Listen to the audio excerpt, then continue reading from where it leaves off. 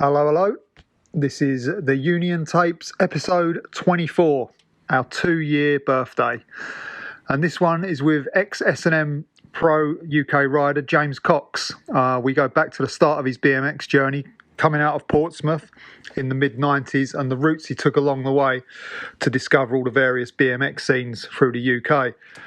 We cover the influence of BMX throughout his life and the ever-evolving projects he had, from riding to music to creating his own brands, Retribution and then later on Antidote, and his fascination with S&M bikes in the mid-90s and riding for them later on. Making videos, becoming a magazine regular, moving around the UK to all different scenes up and down the country and working at 4Down. Also cover UFOs, lucid dreams and astral projecting. Get some.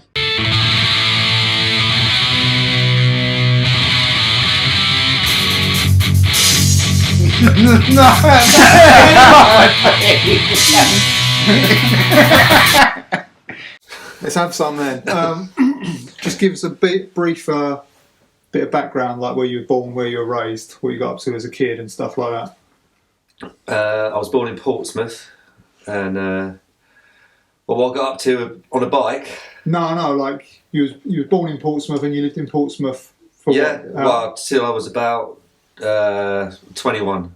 Okay. 21, so I was there a little while, yeah. Yeah.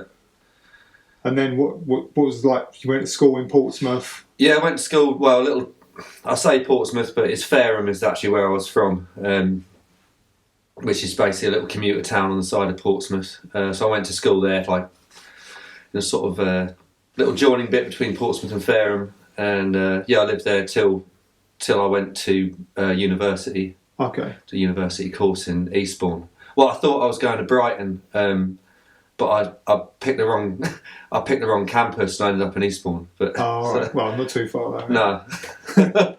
And what was you into like as a youngster?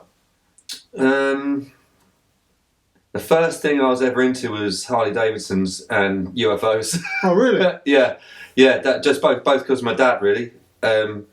He'd take me around motorcycle showrooms and that, buy me Harley books, tried to get me to ride motocross bikes or ride motorbikes, but I just wasn't interested at all. I just thought, well, I couldn't, for a start, I was too young.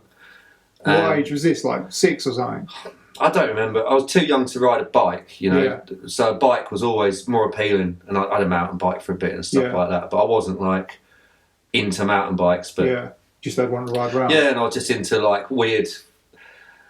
Every Christmas you get like a weird book about like greatest mysteries of the world or UFOs or whatever and stuff like that. So they were my two interests growing up. Before I found bike riding, BMX bike riding. Did he used to take you on the back of his bike and that? Yeah. What was that like? Honestly, I remember it just being like amazing. Oh, really? Yeah, I loved it. Yeah. I was scared of getting on back of motorbikes. Yeah. I was scared, but it felt like get the fucking rush out of it, Yeah. But I mean, in hindsight, it was probably going about 40 miles an hour or something, But yeah, at the time, I remember. Still, like if you're on the back of a motorbike and you're a kid, that's still pretty scary. Yeah. It's weird because he's quite an anxious man, my dad. But for some reason, he always wanted me to ride a motorbike, which always seemed a bit sort of counterintuitive to the way he was, because motorbikes are quite dangerous, aren't they? Yeah. But yeah, that was my sort of what I was kind of pushed into being into. And the UFO things, it carried on throughout your life, so. Yeah. I'm still got a past interest in it all now, actually. Yeah. And that's where it started. That book. Yeah. Like I remember we'd be like driving off to visit me nan or something, and he'd see a blimp in the sky and be like, right, we're following it. Into it as well. Yeah. Amazing. Yeah, so I remember as a kid, like I was taking these like weird detours, hours out my way. Oh no, it was just a nightclub light or a blimp or something. Oh, excellent. And then what did you like get into off your own back? Like after that, like when you was like, what would you been like, 8 to 10 or something? When was your first bike? Like you had a mountain bike?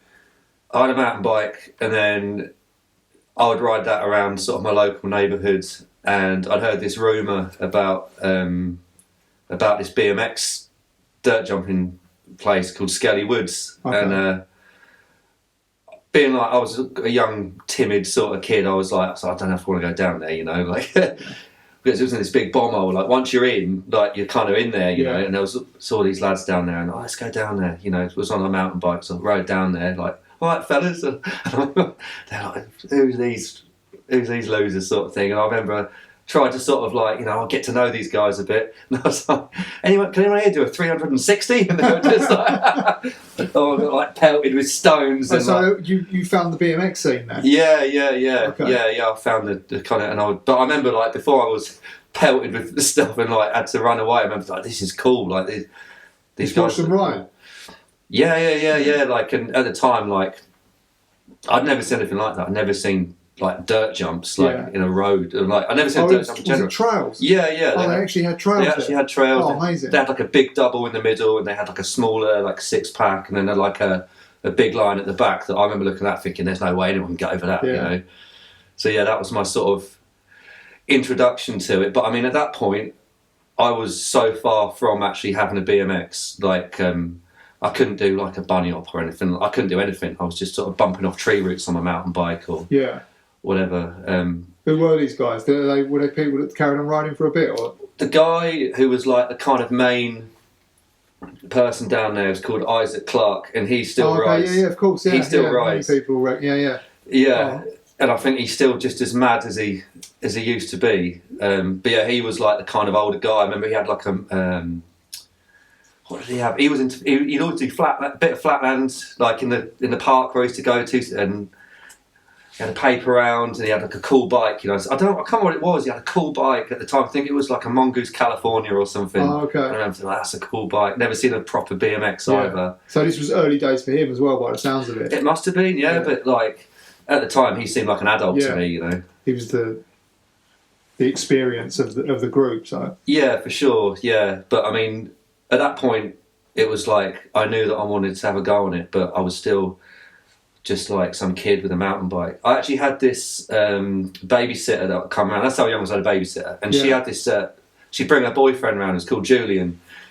Julian, I wish that I knew his last name because I want to track this guy down and like thank him because he was at the time just the coolest guy I'd ever seen in my life. I remember what he looked like. Yeah, he used to wear like leather jacket, cut like curtains, and he just shot us like that guy's cool. Like, and he's got a girlfriend, and he brought around like a mixtape with like a body count on one side, Cypress Hill on the other, like, and like, you know, music was like that you couldn't hear on the radio. Yeah, you couldn't find it. Yeah, he used to bring around WrestleMania VHSs because his mum had Sky. So this guy was like a god to me. Do you know what I mean? Yeah. And then one day he was just like, "Do you want to learn how to bunny up your bike?" And I was like, "Yeah." And he got a brick out and he put it in my yard and he was like, "Right, here's how you're going to do it." Did he have a BMX? I bet he didn't. He didn't, no? He didn't look like a BMXer, no. But yeah, he's taught me how to like hop over a brick. All right. And that was it for me. Once I'd cleared that brick, I was like, right, that's it, I'm ready. I'm getting a BMX. And how did you like, how to go on your friends' BMXs or anything? Or no. Did you have mates who had a BMX or no? No, and the only ones I'd ever seen that were like decent ones were down at the trails, and they looked so different to the ones that I'd see kids riding around the park, like rally burners or whatever like that. Yeah. Because they were proper, you know, S&M like pad sets on them, and you know. So what has this been, like 94 or something, 95? Yeah, I remember I started riding properly around 94, 95. Oh, excellent. Good time. It was a great time to start, yeah, man. So how did you where did you get your first bike? How did the first bike come about? I got it, my dad got it from Friday ads. It was a 30 quid Rally Aero. Chrome one? Chrome one, yeah. Okay. And I remember it had these like, I think they were called pear drop rims on it. That had these little weld spots on it. Teardrop. Teardrop, that was it, Teardrop, yeah. It had them, which apparently I was like, oh, they're cool. Didn't know what they were. Still don't, obviously. I was like, oh, they're cool. But I took that down. I went down there, down the Skelly Woods and that, and jumped my first jump, and the whole thing just like exploded, like forks right out like that. That's an 80s. That's an 80s bike, yeah. Yeah, and obviously like I didn't know what I was doing. I think I probably cased something real bad, and like the whole bike was just written off. And like I've got it on whatever day it was. Next day, right off. It was done, yeah. Yeah, completely done. Yeah, and then I got to hire a shredder after that. That was my first proper bike. Where'd you get that? Just some like local shop. Just some local shop in Portsmouth, yeah. And had you seen like a BMX mag before you got these bikes, or that was after? No, in fact, I remember when I got my bike, I didn't really know what to do with it. I didn't know what tricks were possible. So like, I remember I'd go to the car park and just learn like back hops, just hopping up and down the back wheel. Proper or like, 80s, yeah. Yeah, because like, there was no one telling me. I remember I'd do a bunny up by doing a crank to get the front wheel up. Like a wheelie and then... Yeah, because I just had no clue. Until I saw my first sort of BMX video and saw stuff happening, I was okay, like you can do this. But until then, I was totally in the dark with it, which is mad really think about it now, like you just would have a bike, like what do you do on it then? But that reminds me of the time I got a computer and I was just like, now what?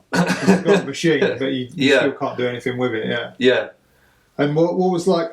How did you discover like magazines? Was that the first media you took in? Was magazines? I assume at this time it's quite early still. I think the first. I can't remember if it was either a ride magazine that had a King of Concrete thing. I probably bought it at Southsea Skate Park or something. It was so you started going to Southsea Skate Park? Yeah, quite quick. Like because we were. When I sort of made friends with the guys at the trails, they would go there at the weekends to ride the snake run and the bowls and that. So flyouts. Yeah, the little flyouts and things. So started going there. And they had a little shop there. It was either that or I did have like a VHS, like a sort of one that had been recorded that had a video on it called Tense Nervous Headache. Cheeky Monkey video. That was the first video that I ever saw, like a first BMX video. Oh, amazing! Yeah, that was '94, I think. Yeah. Yeah, and that was like a real eye opener seeing that, and like even just the music on it and stuff like that. Like, what is this music? Yeah, you're seeing a whole new scene in that package, aren't you? Yeah, like that's still like quite an important video for me. That like if I ever hear any music off it, I'm like, I remember that. Like, is that the one with the Wolfman section in it? It didn't have a Wolfman section, I don't think. Matt Warren. I can't even remember the names of the people in it. Yeah. I remember I remember it was good. I remember it was good. It had Green Day in it and stuff. Green Day was in it from like the first. It had like pop punk and stuff. It's really pop punk. Had a good soundtrack for the time. Yeah, and it had like I remember the John Taylor section. It had like there was some guy who was like I can't remember his name, but like he was like a real street guy. He would like be doing bar spin like acid drop bar spins downstairs in the dark and stuff, and doing shit with the bag on and things. I remember being like, wow, that's cool. I wonder who that was. I can't remember what his name was. He looked cool though. I feel like he was the coolest one. And there was a pinner section that was pretty good. Oh, okay. That is the one with Matt Warren in, I think. It is. Yeah. Yeah, I love that video. I loved it. So that was your first BMX crew was the guys from Skelly Woods? Yeah. Okay. Yeah. And then you end up going to Southsea Skate Park. Did you remember seeing any like big names at Southsea Skate Park for that period of time? I mean, at King of Concrete, obviously. You went to King of Concrete? Oh, yeah, I went to a few of them. And like the other one, the Easter Jam one. But if you went to King of Concrete, like I'd always just enter like B group, there's like 90 riders in it. Yeah. So you'd be there all day waiting for your run or whatever, and I'd always come last anyway. Yeah. Whatever, but yeah, there was always good people there, weren't there, at the old King of Concretes? Like I mean just for the sessions, like. Oh, for sessions? No, I mean like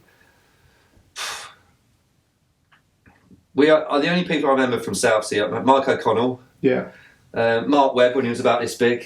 Okay. And Ben Wallace when he was about that big. All right. But no, like I don't really... E-Frame, obviously, yeah. But not like Carlo or anyone, you didn't see any of those guys? I think like at the time I just felt like, even if they were there, there's no way that I would have gone over and spoke to them. Yeah. No, I wouldn't know who they were. I had no idea. Yeah, I'm trying to think of who else would have been around at that point in time, but that's probably, that's all I can think of, yeah. And then, so after like Southsea Skate Park, like, you're seeing the real BMX scene, isn't you? Like that's a real scene, isn't it? Like, yeah. So that pulled you in more, right? Yeah, definitely. Yeah. And what did you like? Where did you go from there? Like you're at Southsea Skate Park, you're finding out there's more, and then do you meet in other kids from other areas? Well, yeah, but not really through Southsea. We were quite lucky that one of the guys, Rob, from our little scene, he was a bit older than us, and he got a driving licence. And then that was it. Every weekend we would just be going off to, we'd go to Manchester, go to Pipeline Skate Park, or we'd go to different trails, or we would. Everyone was quite adventurous with sort of just getting out there. Yeah. And that's probably where I saw more like cool people. I remember I went to Gravesend and saw like Scott Malyon riding for the first time. I was like, fucking hell, like this is amazing. I remember and it was like we'd sleep in the car park, like wrapped in cellophane and stuff like that. You know, like it was always like there'd always be a disaster or some big thing. But that was just a normal thing to do. And Farren is surrounded by motorways and A roads, so it was a very easy place to leave with a lot of cities around it. So we just sort of start working our way out. And I think that was like when I started just seeing all these other scenes around the place, and like even like we used to go to Norwich quite a lot, and I remember seeing do you remember Paul Bromfield, that guy? Yeah, of course, yeah. He was amazing. Yeah. Just seeing people that good. Yeah. And low key as well, because like not many people knew who he was back then. No, they didn't, did they? He was like, yeah. But yeah, we were really lucky to get to travel so much from so young. It was brilliant. Was that the Norwich part with like the bowling and the spine and that? Yeah, that's right. Okay, yeah, I remember that. Yeah. But did you ever ride Ashford Trails? No, I never rode Ashford Trails. No. Yeah. Interesting. We used to ride Winchester Trails quite a lot. Good, yeah. And there was some in Southampton called Lord's Hill Trails. We used to ride them sometimes, but we didn't. Most of our travel was like we were going to skate parks, really, like all those big famous ones at the time, like Great Ayton and like I never rode. Like I've still never rode like Epsom or like. Yeah. I'd visit them later in my sort of life, but at the time we weren't, because we had a bit of a relation. Oh, Petersfield had some cool trails. Oh, that's right. Yeah. And we used to kind of do a bit of a sort of like scene swap thing. They'd come and dig at our jumps for a bit. We'd go and dig at their jumps for a bit.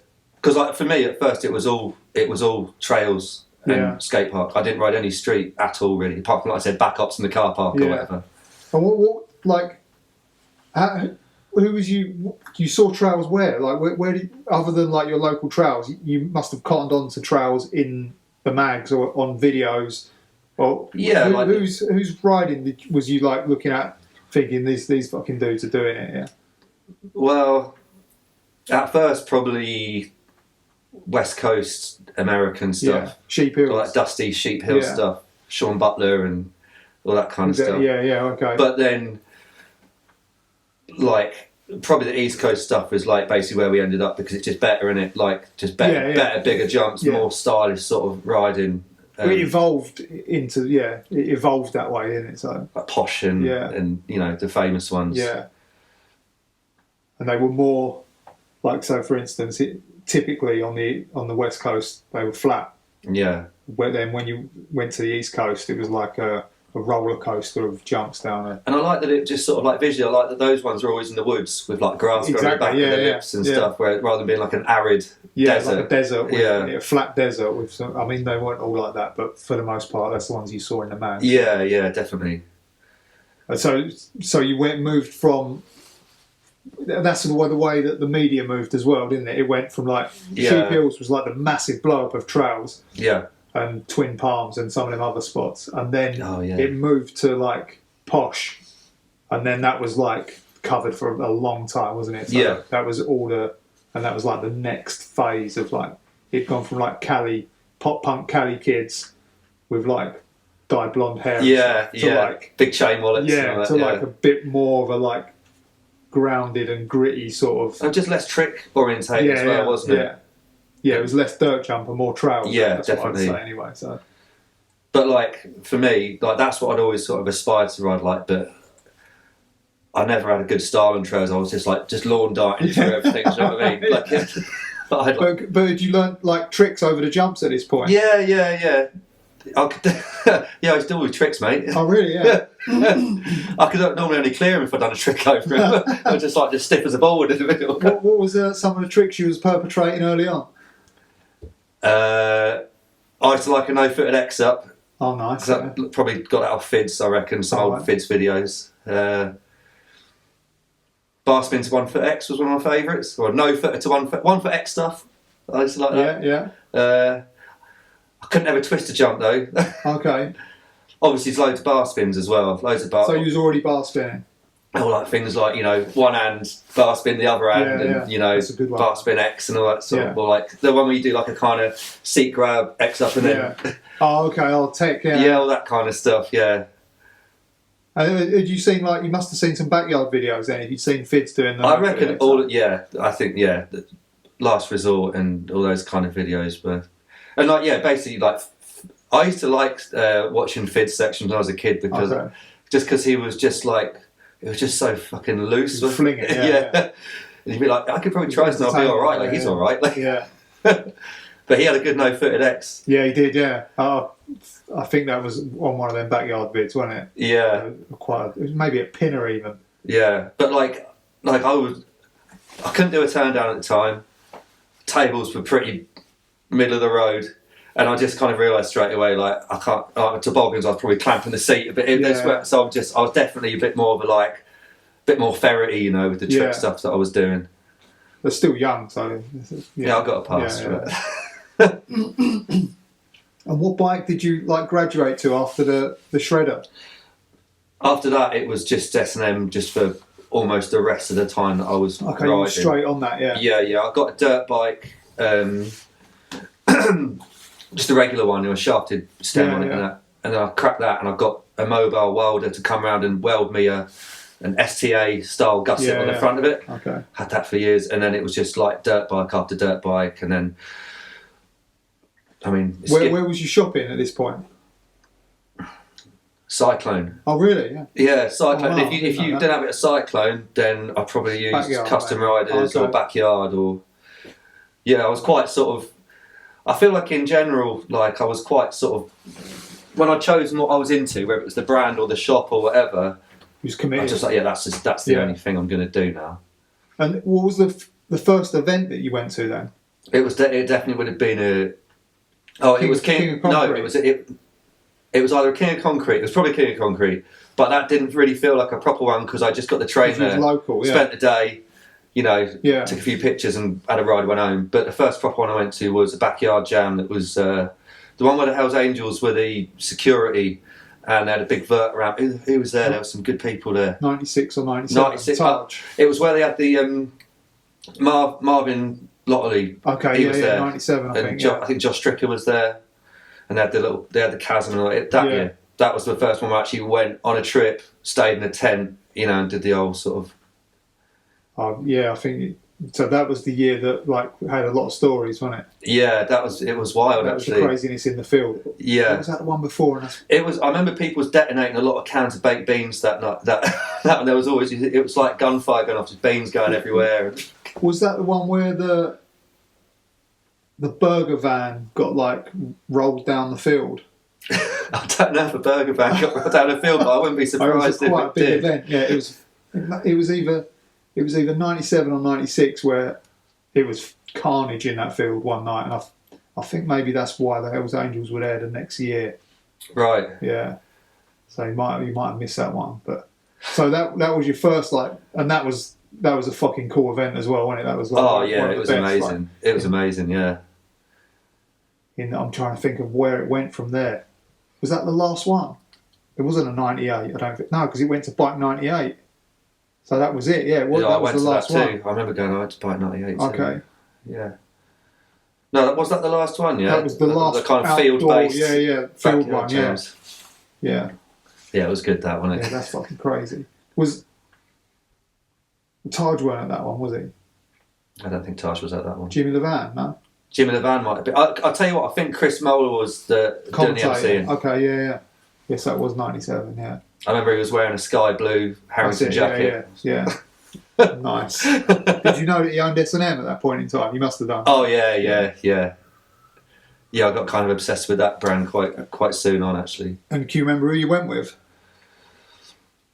It was just the same lads from the trails, yeah. And also Ashley Charles, because we were quite good friends with the Bournemouth, because that's not far from where we lived. So all the Slades locals, I think we all met there and sort of made a big kind of base commune, camps. Yeah. I think Ashley was the only person that actually rode in the event, though. All right. Did you meet anyone else at that event? I don't think so. I think I was probably scared of most of the stuff. Yeah, it was pretty fucking intimidating, really. Yeah. If you were young, I was in my 20s then, so it was all right. Yeah. I mean, that was probably the first time I ever got a train far away and little backpack with a tent in it. Stay for the weekend. Yeah. Nice. And then so where'd you go from there? You carry on riding trails, I guess, right? Because it's still booming at this point in time. Were you watching videos at this point, other videos, US ones and that? Yeah, I mean, 1201 and Lights Out. Those two Scum videos were pretty like heavily played. And then it would have been Anthem and Thunder videos like so that. This is a real good, because the footage on Thunder was from that backyard. It was, wasn't it? Okay. Yeah. Okay, That's the one. So I was watching those, but then we moved house. We moved kind of far from the trails because I used to just cycle there, and then we just moved far enough away that I was just suddenly ended up in a completely different part of town that just happened to have quite a lot of ledges and mani pads and stuff like that. And so if I just wanted to pop out for a few hours, I found myself just learning manuals instead of, because by that point I was kind of knew what to do. Yeah, you'd seen all the riding, you knew how to do it. Yeah, and a lot of the trails tricks that I'd learned, so I can kind of do a lot of these just on a drop on the way down rather than on the way up. So that I just started riding street instead, really. And then from then, I think I just got scared of trails after that because I'd kind of got out the rhythm of it and just sort of didn't feel that confident looking at jumps anymore. Yeah, it's fucking scary. Yeah, I think if you don't keep your hand in with that stuff, well, for me anyway. Yeah, I think that's normal. Yeah, it just becomes like a big hurdle, doesn't it, mentally? And like, so where was you, like, whose street riding was you looking at to think like, oh, this is how you do it? It was Rat Boy, Gons, or that Arizona scene. Okay, like Els guys, yeah. Yeah, 100%. Like they were like top of my list of what I was trying to do. I don't know if that's because that's just the video I had, but like that was definitely right up there. And then I guess that would have moved on to like obvious one, Edwin, and you know, that kind of. But that Arizona scene for me was, and I loved the way that the videos was quite sinister and creepy, wasn't it? It was creepy, yeah. And they were real long, like weird bits I didn't understand in them and stuff. And yeah, something about it kind of really appealed to me. How many of those videos did you have? Because there was one what was the one that came out that was like... On the Down Low was the one I used to watch. On the Down Low was the real famous one, yeah. Where they said they were basically like changing bike riding. And then at the end, it's got that clip of Kris Toth breaking his back, and then that parking meter just expires, and then it's a clip of a tide rolling in backwards. I remember fucking hell. That's a good way to finish a video. But I remember it was stuff like that. I'm just like, I'd never met Els, and I never even met anyone, and I always wanted to. I never met any of those guys, but I always kind of thought, I reckon they're like kind of, there's an interesting thing going on there, you know. There are characters, yeah. Yeah. And that was when sort of the breaklist thing sort of started becoming more popular as well, when it with those guys, with Johns and stuff like that. Yeah. I didn't know that. Yeah, I didn't know he's got that video. So after those guys, like, you're getting into like what, East Coast? Yeah. East Coast riding. Yeah. What did you think of like those videos like Thunder and Anthem and then ones you mentioned just previous? Like, had you thought about filming at this point, or are you just taking it in as an observer? I think I got a video camera when I was about... I got it quite soon after riding. I was maybe like, I don't know, 16, 17. I got a little hi8 thing. But to be honest, like me filming, and I only got it because I wanted to know what we looked like on a bike. Okay. From watching those videos to see if it looked the same. Yeah. But I think at the time, the idea of like us going out with a hi8, like we used to put those videos on such a pedestal, you know. Like if someone said something in those old videos, then that'd be about to each other, you know. Yeah. It was. Yeah. That's it. Yeah. And he's like, well, I'm not going to be able to make like that. A movie. Yeah. I'm not making that. Do you know what I mean? So no, I don't think I didn't put those two bits together for quite a while. Hang on, I've got a camera. We could do this. Yeah, okay. So you just film the stuff and watch it. Yeah, just film and watch it. For years, or? Yeah, I mean, I think I bought. Well, my first video I made was 2 VHS decks on top of each other, or some weird setup like that, where I was like having to do some pause and record stuff to try and make cuts or whatever. But I was probably, I'm so bad with my sort of timeline. It must have been like when I was like just left school or something like that. I was like, I'm going to try and like cut all that crap out of it and just keep the good stuff. But it was really hard doing the old pause and record thing. So you always get the fuzzy lines in between and all that. But I ended up buying this like weird little deck thing where you could like fade in titles or fade the clips together and stuff like that. So I started making little videos just for us lot, but by that point, we were fully just riding street at that point, doing like handrails, and we weren't jumping jumps. Yeah, okay. But so who was riding street with you? Like in the early when you moved and you first started sort of riding street, was there a few little guys there or what? Well, it was a few.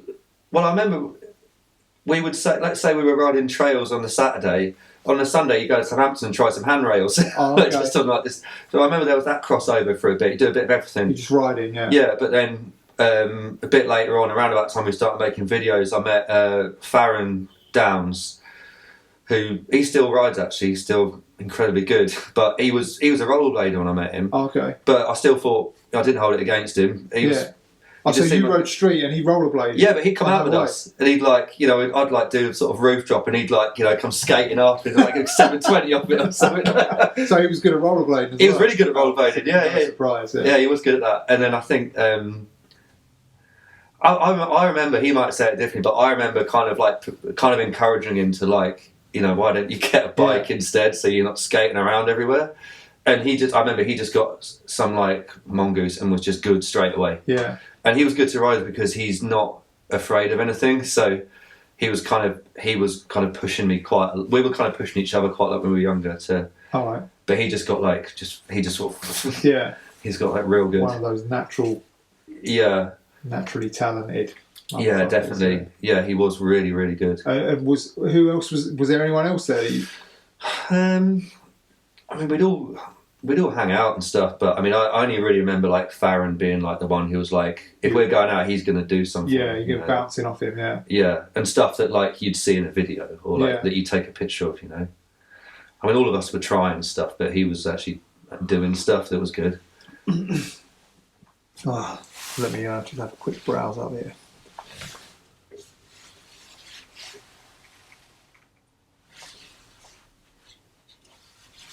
Yeah, how was it being on a BMX in that time period? Like, was BMX perceived as something that was accepted, or was it like did you still get shit for it? I got so much shit for it when you was at school. So much shit for it. Yeah.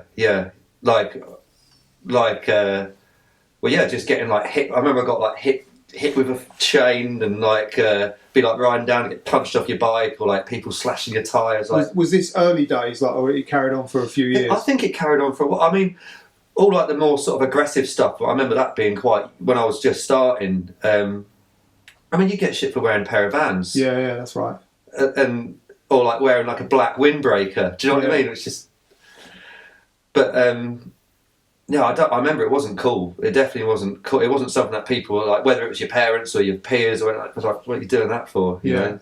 It wasn't even a real thing to a lot of people. No, that's right. Yeah, that's interesting because that's like probably 10 years after we was getting shit for it. You guys, it was in the 90s, and you guys were still. Yeah, I mean, I don't know if it was just my environment at that time, and that like I felt like where I lived, it was quite a closed-minded little town. Yeah. Maybe if I lived in a better place, maybe it wouldn't have been like that. But yeah, maybe. Yeah. I definitely didn't feel cool on the bike. Like, and that was when you was at school. You got a lot of shit for that. Yeah, definitely. But like, I was quite lucky in that I had my little secret group of friends outside of it, down at the jumps or whatever. So, but yeah, it wasn't like a pleasant environment to ride a bike in compared to maybe what it might be like now, where like it's like a thing now, isn't it? Yeah. But I quite liked it in a way. Like I liked it because at that time I was like getting into anything that wasn't popular. Like I liked the sort of the music I was listening to, or like the kind of artwork I was looking at, and the way I was dressing. Like everything, I felt like I was kind of really immersing myself in the fact that it wasn't like the mainstream. It felt like a real like us and them kind of thing, and I enjoyed that. You was propelling yourself away from the norm, so to speak. Yeah, and it felt really good doing it. It was worth it. Yeah. So that's like, so not only do you like the weird thing about riding a BMX, but you also like music that's not in the mainstream. Yeah. So is that, you got into music through BMX videos? 100%. Oh yeah? 100%, yeah. I don't know if I'd be into the music that I'm into now if it wasn't for those early videos that I watched. For sure. Yeah. I wouldn't have heard of it. So where was like, what were some of the bands that you listened to on there that you were like, right, I need to find out more about these bands? It sounds quite pedestrian now, but it would be like Screeching Weasel, Okay. like just like Fat Records or like Epitaph sort of punk, which, you know, it's not something I listen to now, but it was definitely it's a gateway music. A lot of stuff off like Nails in the Coffin and like that Integrity song and like Earth Crisis and like Pennywise I remember as well. A lot of the music that Stu Johnson was using on his videos, just that kind of like punk rock sort of stuff and just the aesthetic of it all, like it just really appealed to me. But then I think, like a gateway thing, you kind of work through those. Yeah, you get deeper. Yeah. You get deeper and deeper, and it kind of gets a bit more serious, doesn't it? Yeah. And Anthem had Earth Crisis in it. Yeah. Yeah, but I would no way. I never would have found another. I didn't ever see another avenue for that music. It was all coming in through BMX videos, and then I guess that might give me a few clues to look at that record label or look like what else is on this record label and. Where did you get the music? How did you shop for the music? I remember I'd go into HMV with my little list. Oh, okay. And have you got this? Have you got that? And they'd be like, "What are you talking about?" Yeah. Like, "Oh, we might be able to order it from America." And I forget it. And what I ended up doing was I'd record the music straight from the BMX videos, but it would have the grind noises on it too. But that's what I listened to when I was riding. So you'd almost like memorise, like there'd be a bit of a song, then you'd hear like a ring, like almost became part of the song. So yeah, all of my music was just ripped straight from the VHSs. But yeah, it was massively influential. Like I said, still now I still haven't strayed that far. Yeah. Obviously, over time it spreads and you learn a bit more. But of course, for me, there's a direct source like. Straight back to those old BMX videos, and probably only like 4 of them as well. Wow, weird, because Thunder wasn't. The soundtrack wasn't that great, was it? On Thunder, it was a fun video. I think the soundtracks, we're talking. All right, Dirty Deeds, BMX Inferno, 1201, and Nails in the Coffin. Just with those 4. That probably was enough, you know. I know there's a bit of a time span in between that, but between those 4 videos, that was everything I needed really to get going. Quite a nice selection of different variations of music. Yeah. And how did you get into like the Oi side of music? That's what I always wondered. Because none of those are really like. You don't ever hear much Oi in BMX videos, do you? But you got quite into that, right? I did get into it, like riding with like Fred Perry on and you know all that sort of stuff. I don't even know. It must have been. I think that might have been the one thing that I ever got into on my own. Okay. But you got into that through that music as well. I think that it was either as an offshoot of a punk sampler I might have bought. That might have had some Cocksparrow on it or something, or some Cockney Rejects on it or something like Rancid that. Rancid got Oi influence. I suppose it does in a way, but that's still very Americanised, isn't it? Yeah. I remember Cockney Rejects, Foreskins, and Cocksparrow were like my sort of power 3 that got me into it. And were they all functioning at that point in time when you got into them, or were they? I mean, Cocksparrow were, but I wish they weren't because it just got worse and worse. Okay. I don't think that. Cockney Rejects, maybe. I never got to see any of them. I don't think Foreskins were still going. No. I think I liked the. It was probably just my age. I liked the angst of it. Yeah. It was English angst. It really English, and it felt like something that you could take a bit of ownership on. And I liked I never liked crusty, like that crust punk sort of stuff. It pisses me off. I don't like the mohawks and studs and all that finery. I really like the look of I like the look of the skinhead sort of stuff. It's kind of smart, really smart, and like well put out. And there's something practical. Yeah, that's the word. It was practical, wasn't it? Yeah. And I kind of like try to weave that into sort of my taste of music. But to be honest, it was weird because I was super into that for a long time. I was putting it on videos and I was listening to it a lot. I was dressing like that, and then I just kind of drifted back out of it again. I still love listening to Cocksparrow, but. Yeah, it was weird, quite a transient. It felt permanent, but it wasn't really. No, I mean, I quite like some of that music as well. I think the other thing is, I think Cocksparrow is musically pretty good. The guy's got a good voice as well, but a lot of it, musically, isn't, there's not a lot to it, is there? Do you know what I mean? Yeah, but it's still got a lot of vibe to it, isn't it? It's scary, isn't it? Yeah. That's what Football Hooligan is like. Yeah, I think I definitely felt a bit fascinated by that. Okay. Yeah, I wonder where that come from. And then, like, so how does you make your first video? What's your first video? Did you make your first video before you got your first picture in a mag? Yeah. Okay. Yeah, definitely. It would have been one of those shitty things I said where you just recorded one tape to another, and I'd give them out to everyone in the. Okay, so other people would see it. And like I couldn't cut the music, so I would put on. I remember the first one I ever did. I just put on a whole Paranoid album, a whole Black Sabbath album. Hit play, hit record, and that was the soundtrack for the whole video of everything. Just track by track. And I gave that out to everyone that I made a video, and like we all loved it though at the time. Yeah, sit there watching it because you ain't seen yourself on a bike before. Local scene as well. Like. Yeah, but then I made a proper one where like it was actually edited. It was in my first year of college, I think. I was allowed access to they had like an editing room. All right. Where was the college? In Gosport, which is near to Farren. So I actually made a video properly then, and it had like footage from like urban games on it, and like other contests I've been to, and a bit of us, and a bit of everything, a bit of people that I'd filmed I didn't know. It was like conventional video. Yeah, like from back then. A lot more like that, weren't they? So yeah, that's basically what the first one was. What name was that released under? I think it. I know what it was called. It was called Social Outcasts. Okay, perfect. It felt kind of cool at the time. No, it resonates with what you're saying. Yeah.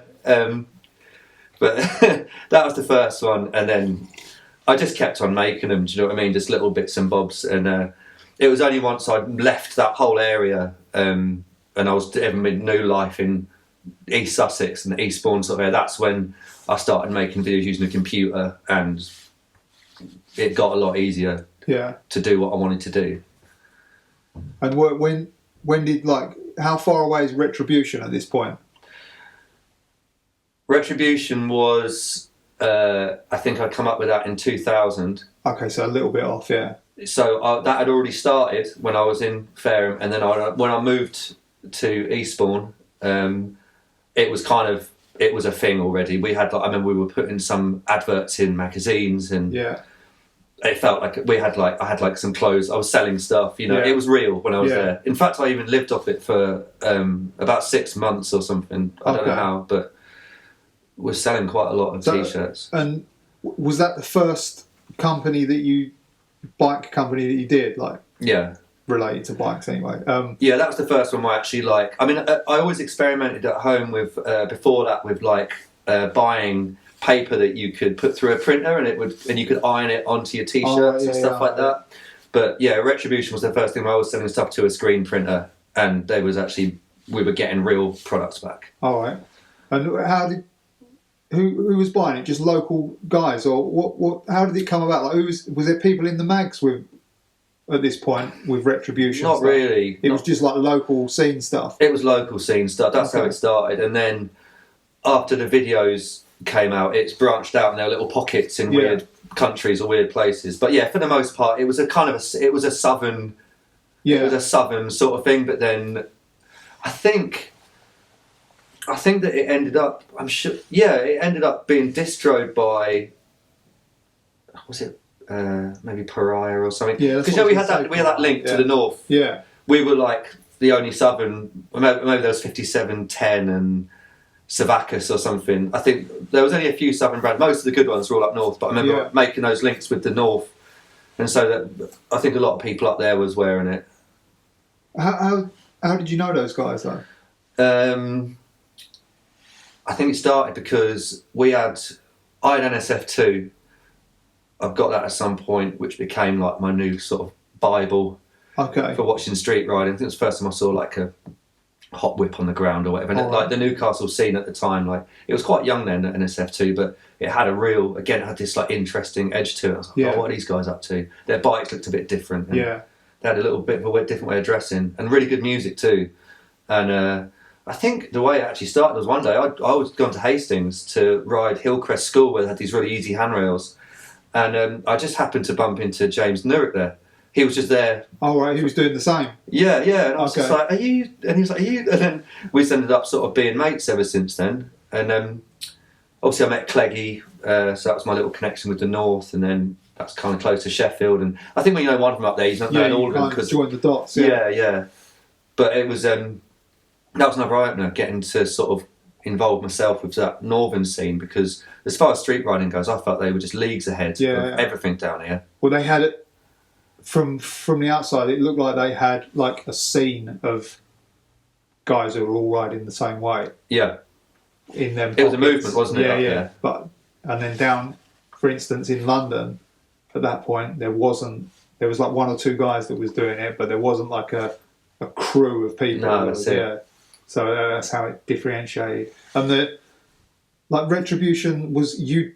How did you do the first graphics and that? Like you just drew it, or just drew it? Yeah. Just drew stuff, or I mean, a lot of it. I mean, what was like the idea and the ideals behind it? Like as it went from like a Wish.com version of Bicycle Union, I guess. Really, yeah.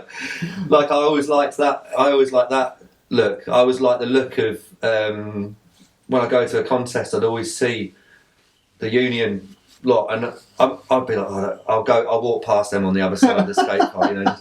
I like that. Maybe the same thing that drew me towards all that oi stuff or whatever. Like I quite like that sort of like, oh, like what's going on.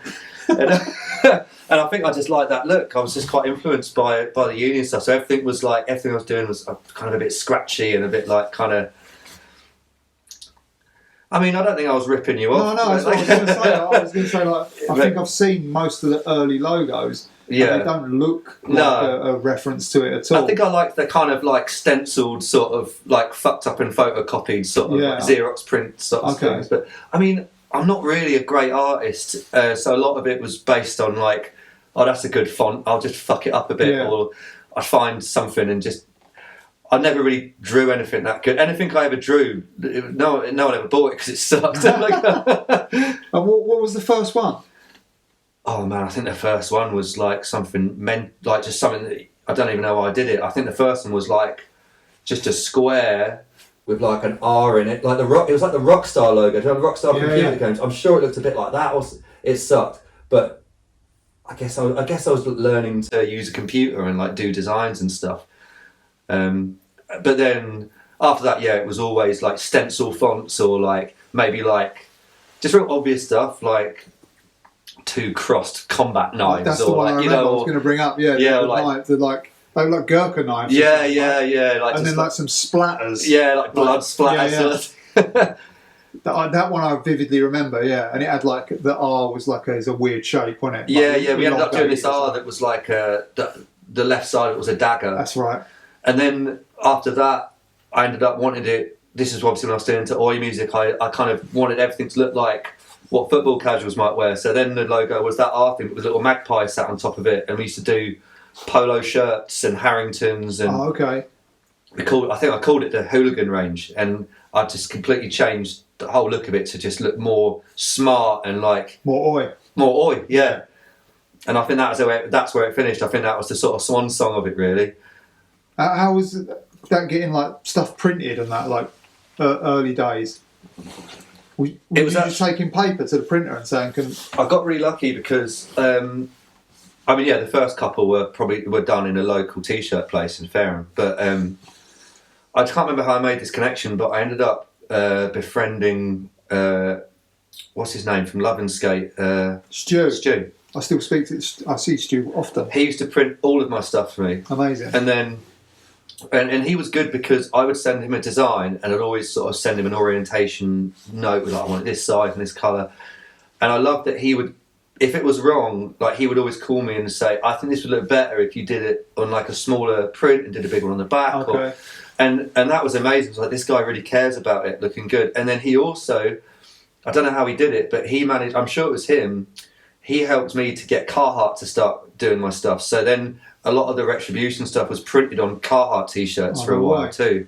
And I think a lot of that was just him. Like he was really helping it. I think he liked the fact that it was kind of just a grungy little company. Yeah.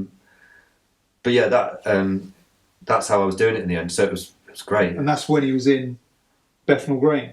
Is that where he was? Yeah. I never didn't know where he was. No. So he was. It was all over letters and phone calls. Amazing. Yeah. No, I see him often. He helps me out with some stuff every now and again. Cheers. I did actually. I did some artwork for him on maybe you didn't see it. Some skateboard graphic. Oh, did you? Yeah. But now he's in Tottenham. Yeah. So they moved Still doing down the same there. thing. He does the same thing. Yeah, he's got a fucking really good place. Yeah.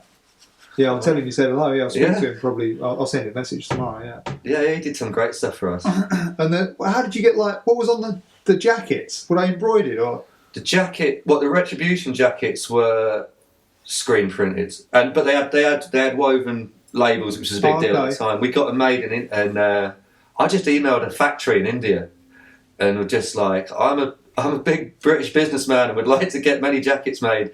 Can we have 50 samples or whatever? Oh, that's how you got the jackets? Yeah. So we just got all these hooky samples, and they looked real good. But I remember the sleeves were that long, and the zips were falling off or whatever. But I think the second run were all right. But I remember getting the jackets done was a big deal. When that box come back, I'm sure it was India or somewhere like that. And I remember getting that, being like, "We've done it. We've made a real a proper thing that's not a t-shirt." Yeah. Because at the time it was fucking hard to know what you're doing, with all that stuff. Well, yeah, easy to get.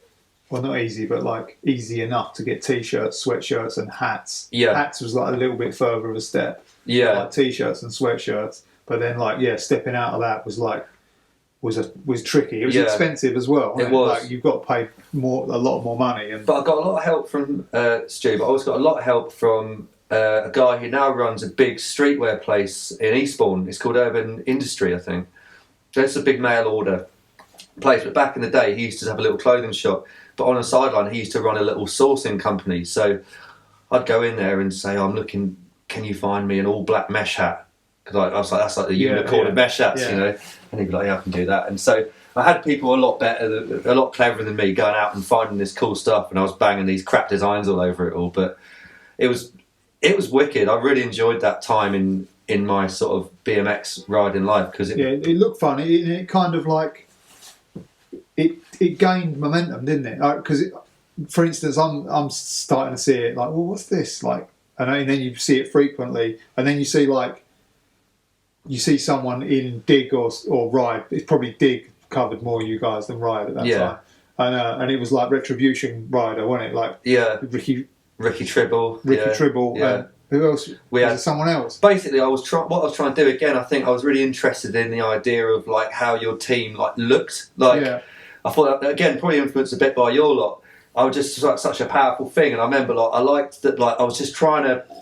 It wasn't I was manufacturing it, but that's how you pick a team. Yeah, you pick people that you'd like.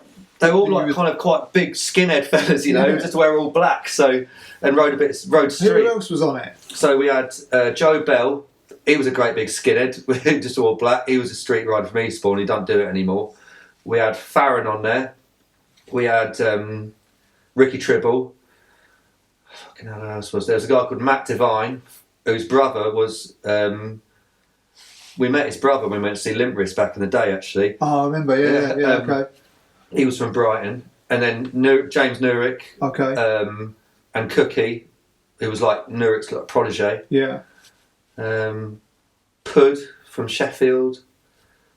God, I can't remember. There's a guy called Matt Chow. He was a kind of tech sort of guy. And I remember he got the Retribution logo tattooed fucking massive on his back. No way. He's still out there with that. I think, maybe that was it. I can't remember. Where was Ricky Tribble from? He was from Gosport, which is a little town next to Farren. Okay. I actually looked him up quite recently because he comes up quite a lot because there's a lot of stories. Yeah, exactly. That's what I was going to say. There is stories about him. There's a lot of stories about him, but I thought I'd look him up and fucking hell, I thought he was scary then. He's massive, great, big, he's huge, and I don't want to say on this podcast, but he's been busy. Eloquent. Yeah, but there is a lot of stories around him. Yeah, and that's the person who sticks out in my mind as being the main rider for Retribution. Yeah, he was the whole brand in a nutshell. Yeah, he was good as well. Yeah, I remember. Yeah, because I remember seeing. Did maybe it was a Retribution video. Like, so you were making Retribution videos at this point?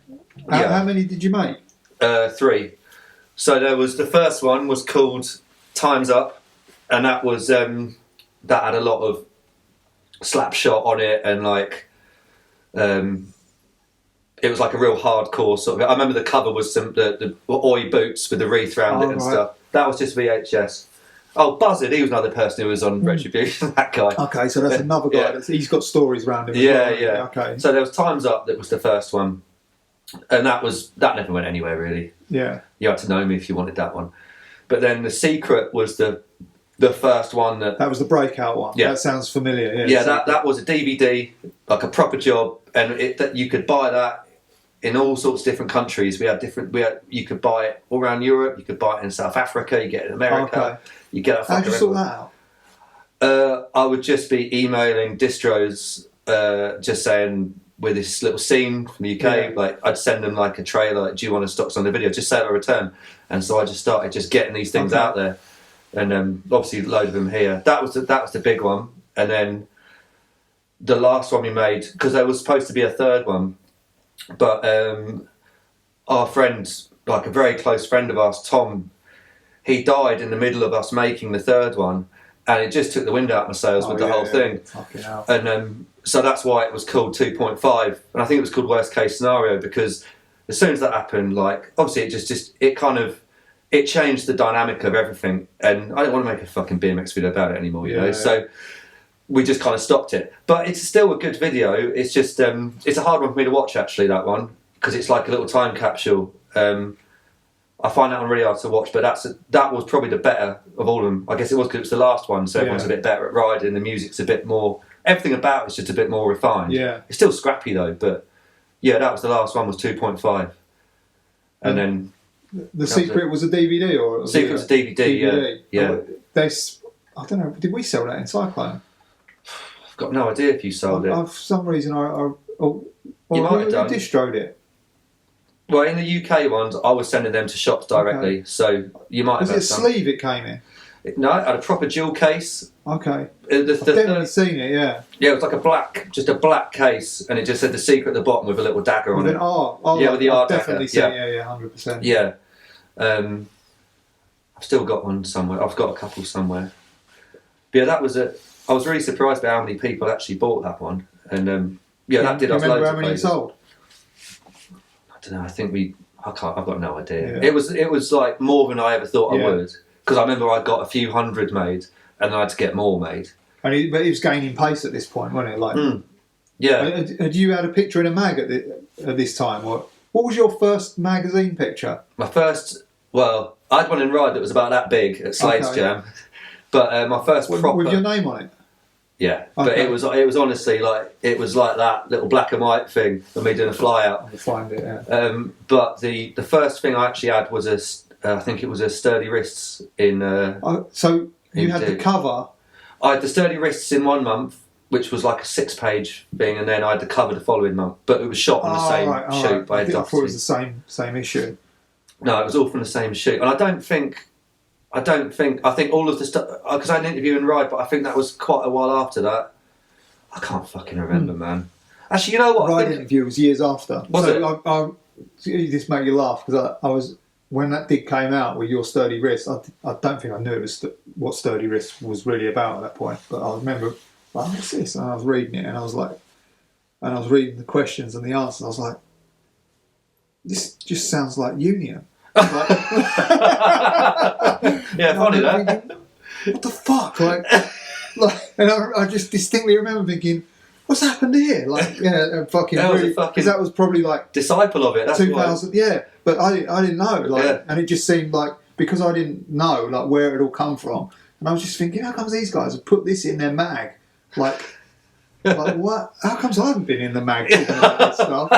Like it was really distinctly remember reading it, thinking, fucking hell, because that was 2002, 2003, I reckon.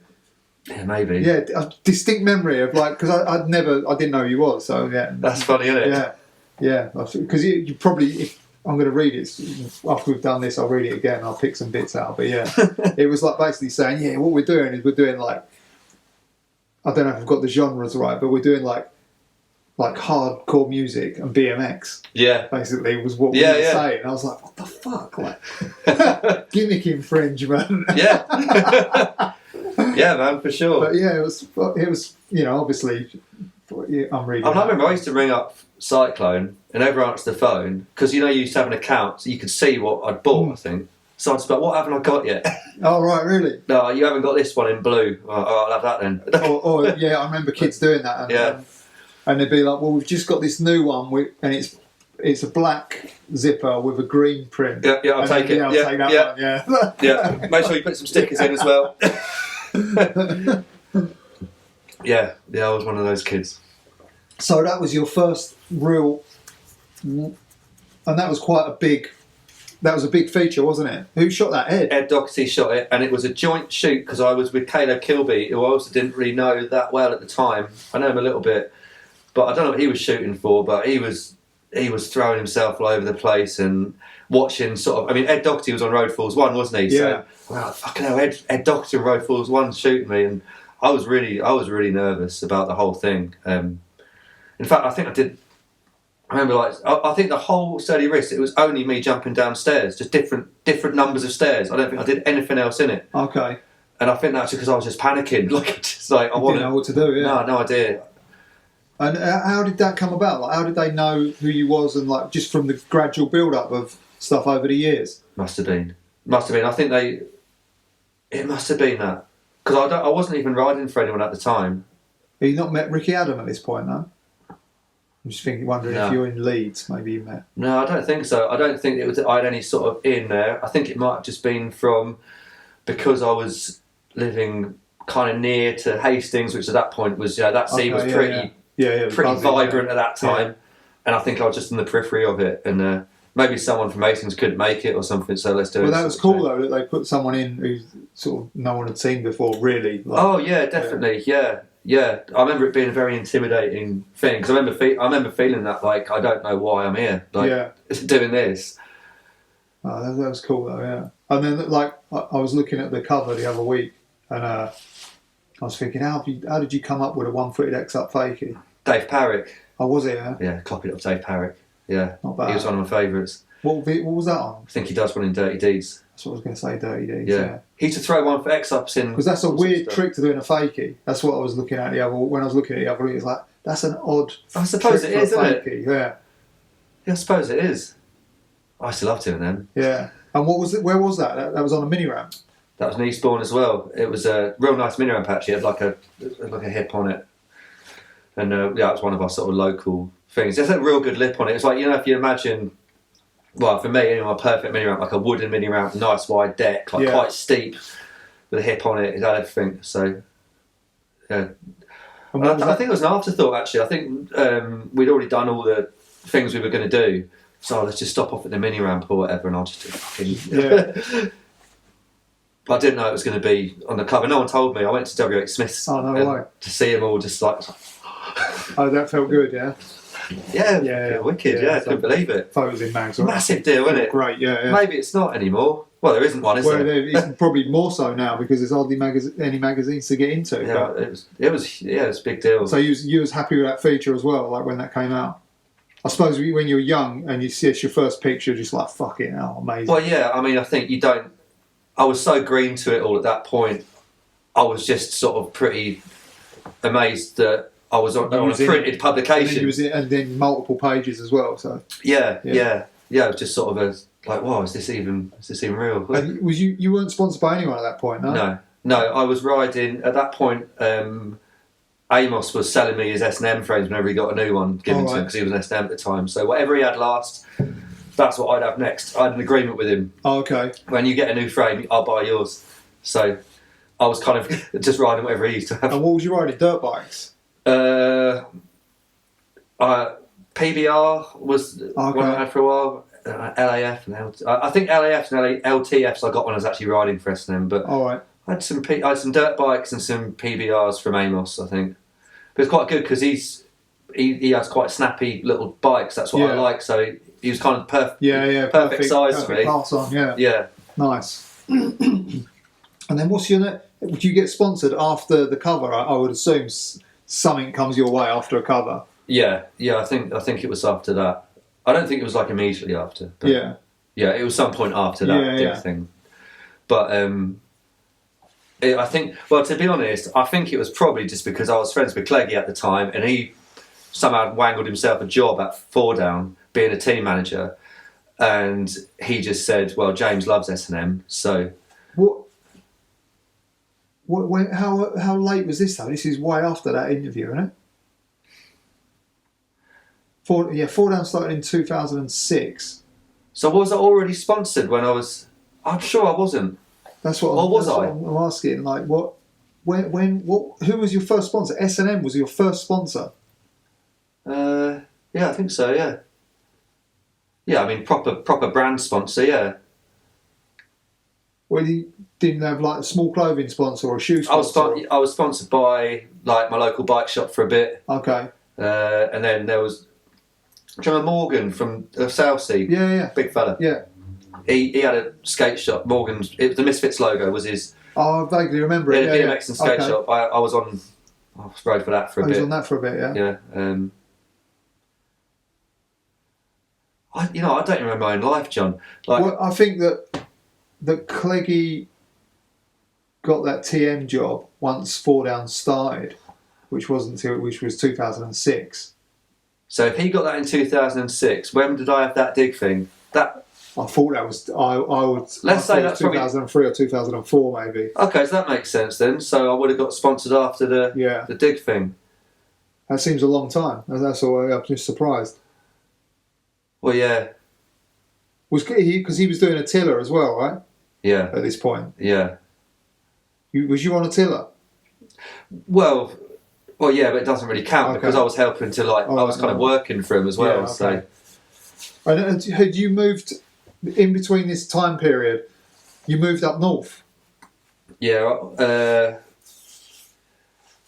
See, you know what though? Like, I'm questioning my own timeline now because when I lived up north, I don't think I was sponsored then either. But that would make sense, though, right? Would it? Well, if you moved up north and you wasn't on S&M. Yeah, I don't think I was. Well, so you moved up north for a period of time. Yeah. And then when you came back, because I remember that I wasn't on S&M because I fucking pissed them off at 70s and I pissed them off and I rang them up one day because they used to give me like deals on stuff, like on slam bars and whatever, and I rang up for some and they were like, "You can fuck off, mate." I was like, "Why?" And it's because I'd been a dickhead on the internet. Oh, really? Yeah. What did you say? You remember? Yeah, like it's pretty juvenile. Like, yeah, well, it would be if you're young, wouldn't it? So I had this fella making me a new Retribution website, and I said, "Why don't we do one that looks like a newspaper, with like different stories on?" So like you click like a headline, it'd be like the team, and you click another one, it's the blog. Sorry about this. If anyone's, I've started now. So basically, there was this flashing black box that said Federal Product Review, like that. And when you clicked it, it just forced a full screen thing up saying "fucking shit," and it was just like, what was the point of that? Unprovoked. Totally unprovoked. Just thought it was funny. Like it could have been anyone. It could have been any brand. I was just like, "Fuck it, Federal, that would do." They're a big brand. And and rightly so. I rang up Dean one day. "All right, Dean, how you doing?" Dean that said it as well. Dean was like, "No, you ain't getting shit, mate." I was like, "Why? Why is that?" He's like, "I've seen the website." I was like, "Oh yeah, shit, yeah, sorry about that." But yeah, that was totally on me. I was just being a fucking idiot. Bridge burnt, yeah. Yeah, I have to just own up to that. I was just, I deserved it. I thought it was funny at the time, but like, I wish you know what? I'm instantly regretting even bringing that up. Yeah, it's all right. I like hearing these stories. It's funny. Like, this is the funny bit about doing these interviews. People like front up to like, "Yeah, I fucked up there." Yeah, I did That's fuck what up. I enjoy most. I did fuck up because I was getting a good deal on all that stuff till I fucking started. Fucking hell. I think, but then Elsie forgave me in the end. Yeah. You know, people make mistakes, don't they? People get better usually as they go on in life as well. Yeah. I used to always do stupid shit like that. Yeah, same. Yeah. It's just funny at the time. Look what I've done. You don't even think about the consequences. No. No, and also like you're just basically trying to make your mates laugh, aren't you? Yeah. He's trying to be more outlandish than what they are. A bit like Marv with his old bad rap he used to have. Exactly, yeah. I don't think he ever met any of that. But that's an age thing, I think. It as is, well. yeah. Like, that's when you get to a certain age and you just think you can do that stuff and get away with it. Especially when, like, we're into something good here. Yeah, like, we're on, we can do whatever we want. Like, you can't actually, mate. This is our posse. You can't fuck with us. Oh, you're paying full price for slam bars now, dickhead. How do you like that?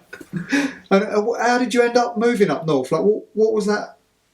You moved to Newcastle. Yeah, it was just because that scene up there was really thriving. That NSF kind of. You were drawn to that, yeah. Hugely. You were a piece of that. Yeah. And I just went up there. I said, "Can I come and live with you?" And so I lived in a cupboard. I'm pretty sure it used to be a brothel, but then it was turned into like a really shit house. And I lived in the bath. I lived in the cupboard for £10 a week. A lot of people had bedrooms. There was a guy called Lewis that lived in the bath for £5 a week. So I had quite a good deal having a cupboard. And I lived there for not long, 7 months or so. And I just couldn't hack it. Were you under the stairs? No, I was. That was the old house, the old buff house where Jim lived under the stairs. I lived in this. I lived on the top floor in a cupboard, but the door was only about that tall, so you had to crawl in. Proper hobbit, yeah. Little hobbit hole, yeah. Yeah, and it was just like, I loved it at the time, but I remember the way they were living up there at that point, at the time I thought I still do think it's pretty cool actually. I think a lot of them just worked out, we just want to ride street and that's all we want to do. And anything that we have to do in life that ain't fucking riding BMX bikes is going to be an annoyance. So they just worked out, right, I need to work exactly 3.5 days a week. Yeah. And that's all I'm going to work. And then if I share this house with 7 other people, like a refugee camp sort of thing, all bunk beds. If you had a girlfriend, a lot of them, they have a blanket that come down over the bunk. It was rough, but at the time, that's this it. is cool. That's how you do it, yeah. Eating out of bins or waiting in the kebab shop, for some drunk person who ordered too much and you just swoop in like a vulture. Proper, proper it wasn't luxurious living, but it was cheap. And you could just really immerse yourself in what you wanted to do. And I've got really fond memories of it. But I did 7 months, and I was like, okay, I need to fucking get into a normal house again now. Was it rough up there? Being do you think it was rougher being a southerner up there than it is for a local? Not with the riders, obviously, but just the general Joes around. Well, I remember I used to wear 2 coats. None of the local guys did. So, so yeah, maybe it was. Yeah, maybe it was. I think I always knew that I wasn't going to stay up there.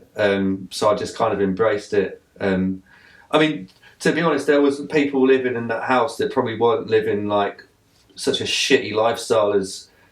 I felt that my lifestyle was really shitty. I didn't want to spend any money. How was you getting money then? I was working for the NSF store because they had their own shop for a little bit that Kris Suter owned, and I was making their adverts for Ride. All right. And I don't remember he gave me £100 or whatever, but that goes far when you rent 10 quid. Yeah. So I was living off of that. And just eating chips and crisps every day and stuff, or scavenging or whatever. And what was the do you know what the view of the NSF crew was on the rest of the BMX scene in the UK that they wasn't friendly with? Did they have a fuck these guys are fucking we're doing it now? It seemed like from the outside that was a vibe that they kind of carried for a while. I think they did carry that vibe for a bit. Okay. Yeah, they did. And I think if you look at geographically where they were, they're just such a remote thing. Even from the other northern towns, it's far up, isn't it? Yeah. And so I remember back in the day. I think it was one of them sent in a map of Ride UK coverage and made it quite obvious. Why aren't you coming up here? Okay. And all that sort of thing. But I think by the time I got there, they were a lot less antagonistic than they were when you heard the stories of the shit they'd all get up to beforehand. You know, there was all a little bit more sort of. Well, they've got a couple of years older as well, probably so. I mean, a lot of them were still a bunch of bastards, but they weren't as gnarly as what I remembered hearing stories of them doing. Yeah, because they had quite a reputation at one point in time. I remember, probably early, maybe 2002, 2003. Yeah, but it did seem to like relax a bit, especially funnily enough, once they start getting in the mags, it kind of. Yeah, funny though, isn't it? But that's what happens. That's what happens to everyone. Like, yeah. Well, also I think that if you're getting in the mags, because you're taking the riding a bit more seriously and you're a bit more focused on what you're doing. You deserve to be in the mags. It's not like you don't just say I want to be in the mag and you get in the mag. No. You've got to earn it. But that's usually what happens. Yeah. But I remember that was such a great time living up there. I mean, I remember you go riding and there'd be like a fleet of people with you. Yeah. Like 15. There's a crew. People, huge crew riding around. It was brilliant. You don't really get that very often, do you?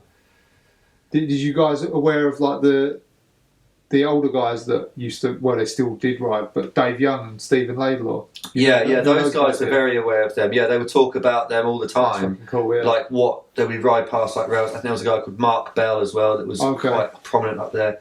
But yeah, Dave Young was one of them for sure. We'd like, he's done that and this has been done. Yeah, they were always sort of... That's excellent, yeah. I'd always heard about what they were up to back in the day. Brilliant. Oh, amazing. And then, so you moved back down south. Yeah. Back to where? I think I had a brief pit stop back in Portsmouth for a bit, and then after that I was off to Hastings. Oh, okay. And then that's where I was for like 8 years or something. I was there for ages and ages. And was you working at Four Down before you moved to Hastings, or was you?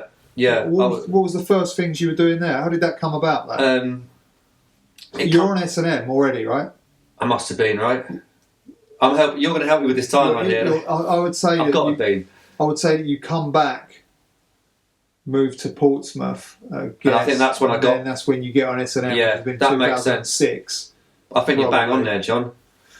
I think you're bang on. Trying to guess work. Cleggie's doing stuff for Four Down, so yeah. I think you're bang on. The inception of Four Down is probably at the same time. So yeah, no, it definitely was when I was back in Portsmouth. Actually, okay. Yeah, it was. So that was so retribution-wise, that would have been 2.5. All right. And NSF3 would have been just coming out then, and I was there for a bit, and I was working as a graphic designer at the time in a design studio, and I had to go and.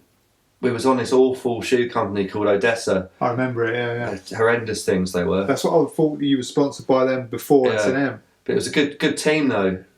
It was just all my mates on the team. Oh, they were horrendous, weren't they? You had to put like 3 insoles in them to make them function. Thin, yeah, real bad. But yeah, the team was cool. Team? You? It was me, Clarkie, Josh Bedford, James Newrick, Kelly Bolton for some reason. Bomber, he was on it. Oh, Bomber was on it as well. Yeah, and they sent us all on a trip to Barcelona. I think it was Barcelona. I remember the magazine feature. You had pictures in that, didn't you? Yeah, and Clarkie was making the video. Clarkie was filming it, making the video. Okay. And I think it was whilst I was on that trip, I think Dean or someone said to me, "We need somebody to, make regular videos for us, and would you be interested?" And honestly, I'm pretty sure the only reason they asked me to do it in the first place is because they asked Joe Cox first and he didn't want to do it. Oh, right. So like they asked me and I was like, yeah, definitely want to do that. And I think whilst I was on that trip, I just called the students, I'm not coming back, I'm going to make BMX videos now. And then I just started making these 4-down videos. So that was imminent, yeah? Yeah. I'm pretty sure I came back with a trip with them, Newcastle. And what was it? Do you remember the first video you made for them? I think that it was either At Home with Ben Lewis, where I just spent the weekend with a very young Ben Lewis, shadowing him, or it might have been something to do with that Summer of Madness thing. Yeah, that's right. I think I had to edit that together. Okay. In fact, the very first job that I did for him was, do you remember that United DVD called, oh fuck, what was it called? Oh no, I know. Don't Matter. Yeah. Right, they emailed me and said, do you know how to author a DVD? I thought, well, no, I've got no idea how to author a DVD. I was like, yeah, I can definitely do that. Because I was like, they're going to ask me to author a DVD for him. Like, can you author our Don't Matter video? I was like, yeah, no fucking problem. And I remember just learning how to do that. Learned to do DVD menus and all that sort of thing. That was the first paid thing I ever did from Ford or United. So that was the inception of United Bike. That was their United. Yeah, that was my first little job I did. But yeah, the filming thing came a fair amount later. And that was filmed by Fraser Byrne. Fraser Byrne, yeah. And then you're in, and you're going like fall down. Yeah, then that was me for 10 years. What was you doing other stuff for them, or was it just the video stuff at first? I don't think I did much else. Okay, that's what I thought. Yeah. No, I don't think I did much else. Just video and films and editing and stuff. But it was quite good because obviously at that point there was quite a few brands kicking around on Four Down with quite a lot of active team riders. So there was always something to do. And that lasted all. So I'm getting my timeline sorted out now because then we went to Australia in 2008 for 3 weeks to make that Down Under tour thing. Oh yeah. And then it was on that trip that Ian said, shall we make like a new United full video? Yeah, full video. So yeah, but by that point I'd been pumping out loads of Fall Down and United edits, all sorts of people. And that was just as like basically BMX YouTube was kind of becoming a proper thing, wasn't it? Yeah.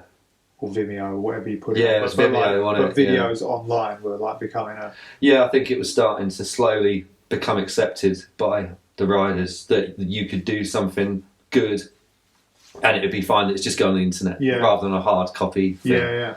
Because I remember having that conversation with people a lot when that crossover was happening. Like, they'd be asking me, is this going on DVD or is it going for web? And if it was DVD, they'd do the hammer. If it was web, they'd just sort of do something a bit shit, like I'm saving this for a hard copy thing. Yeah. Yeah, no, I kind of remember that sort of thing as well. People weren't convinced about it, were they? They were throwaway, really. But. Yeah. But then, like, if you think about, how many DVDs you're going to sell compared to how many people are going to watch something online, it does make sense to do the better thing for the web. But at the time, I would have thought the same. I would have done something good for the internet. Everyone's viewpoint was like that at that point. Yeah. But it's probably, to some extent, a lot of people still are, like, because ultimately something hard copy is better than the internet, isn't it? Yeah, it is. Even though less people see it, the people that see it are usually more into it. So.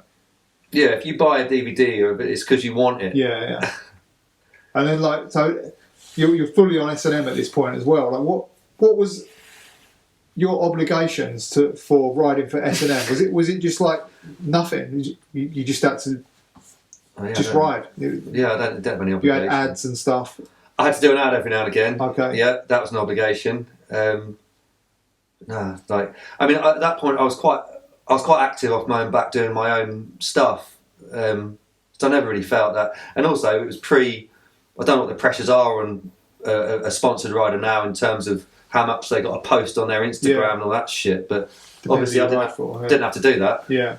So I had to do a print ad every now and again, and just keep riding, really. So yeah. And who was you riding with around this period? And where would you have been going? Like, what would have been the normal riding session for you? Because filming turned into like a real full time, didn't it? Yeah, there's definitely a fork in the road for me where you sort of stopped looking at stuff, thinking, right, maybe I'm going to build myself up and I'm going to try this, to being like, oh, I know, I'm going to tell this person because they'll be perfect for me to film them on this. But no, I don't remember who I was riding with. When I was in Hastings? Yeah. I used to ride with Ian a lot, actually. Okay. Mark Tanner I used to ride with quite a lot. Right. I used to ride with Ian an awful lot when I was living around there because we get up early and go early morning sort of stuff, and then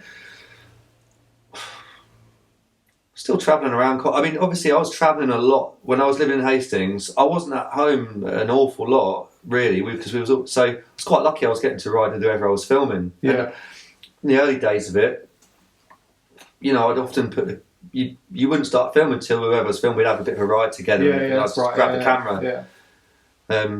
So I was riding with all sorts of people, really, but we're still travelling a lot and doing our own things, our own trips. So quite a wide sort of network, like people up north, people around our area. I never really spoke to anyone back where I was from though, from when I left then, weirdly. Oh no, what about Farren though, right? A little bit, but yeah I mean, it's strange really. You think those people you grew up with, you're gonna have this special bond, and ride with them forever, be friends with them forever. But yeah, it's weird. Some things, because I've moved around a little bit. It's always sort of surprised me every time that like you leave a scene, you're like, oh, it's like like we were never mates. Gone, like turning the film off. Like, yeah. Sometimes, it's like that. But I was coming here a lot as well, especially when I was living in Hastings. Every weekend, I'd always come up here, stay with Benson or Marv. Yeah, and that was like my weekend sort of ritual. That would be a very regular thing for me. So that was probably that was my sort of favourite people. When did the 4-piece bar fascination come in? Is that around this time? Yeah, probably. Okay. That's probably how did it come about as well?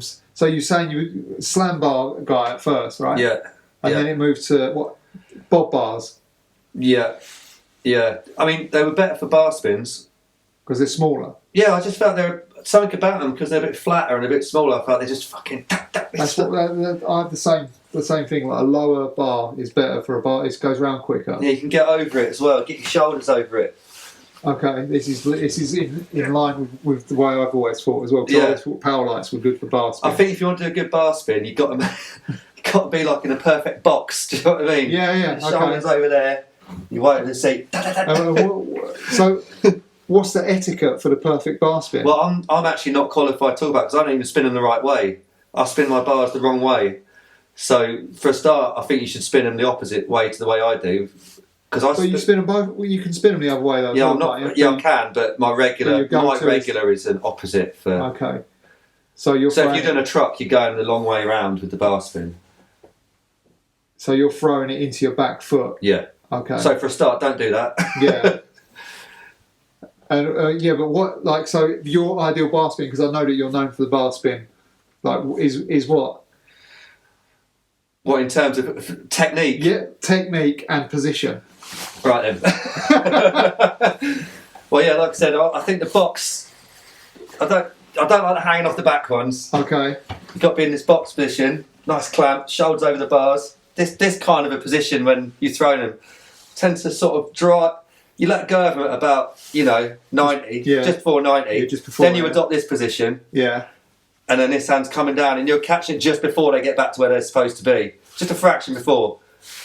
So do you catch it? You catch it at like 45. So say that would be 90. You're catching it at 45 before it. Yeah, just before, bang. Not 90. No. Okay. No. That's a faux pas, yeah. I believe so. Okay. And also, when people do that thing. Oh no! You get the salad toss. That's not on either. No, that's. And I like to land, if possible, both. Both exactly both. Like that. Not. If it's a big one, but none of this like. Yeah, no. And same with the bar spin position, a bit like a good 3. Like a good 3, you're level, aren't you? Yeah. All the way around. There's something I was never much good at this either, but you're level the whole way.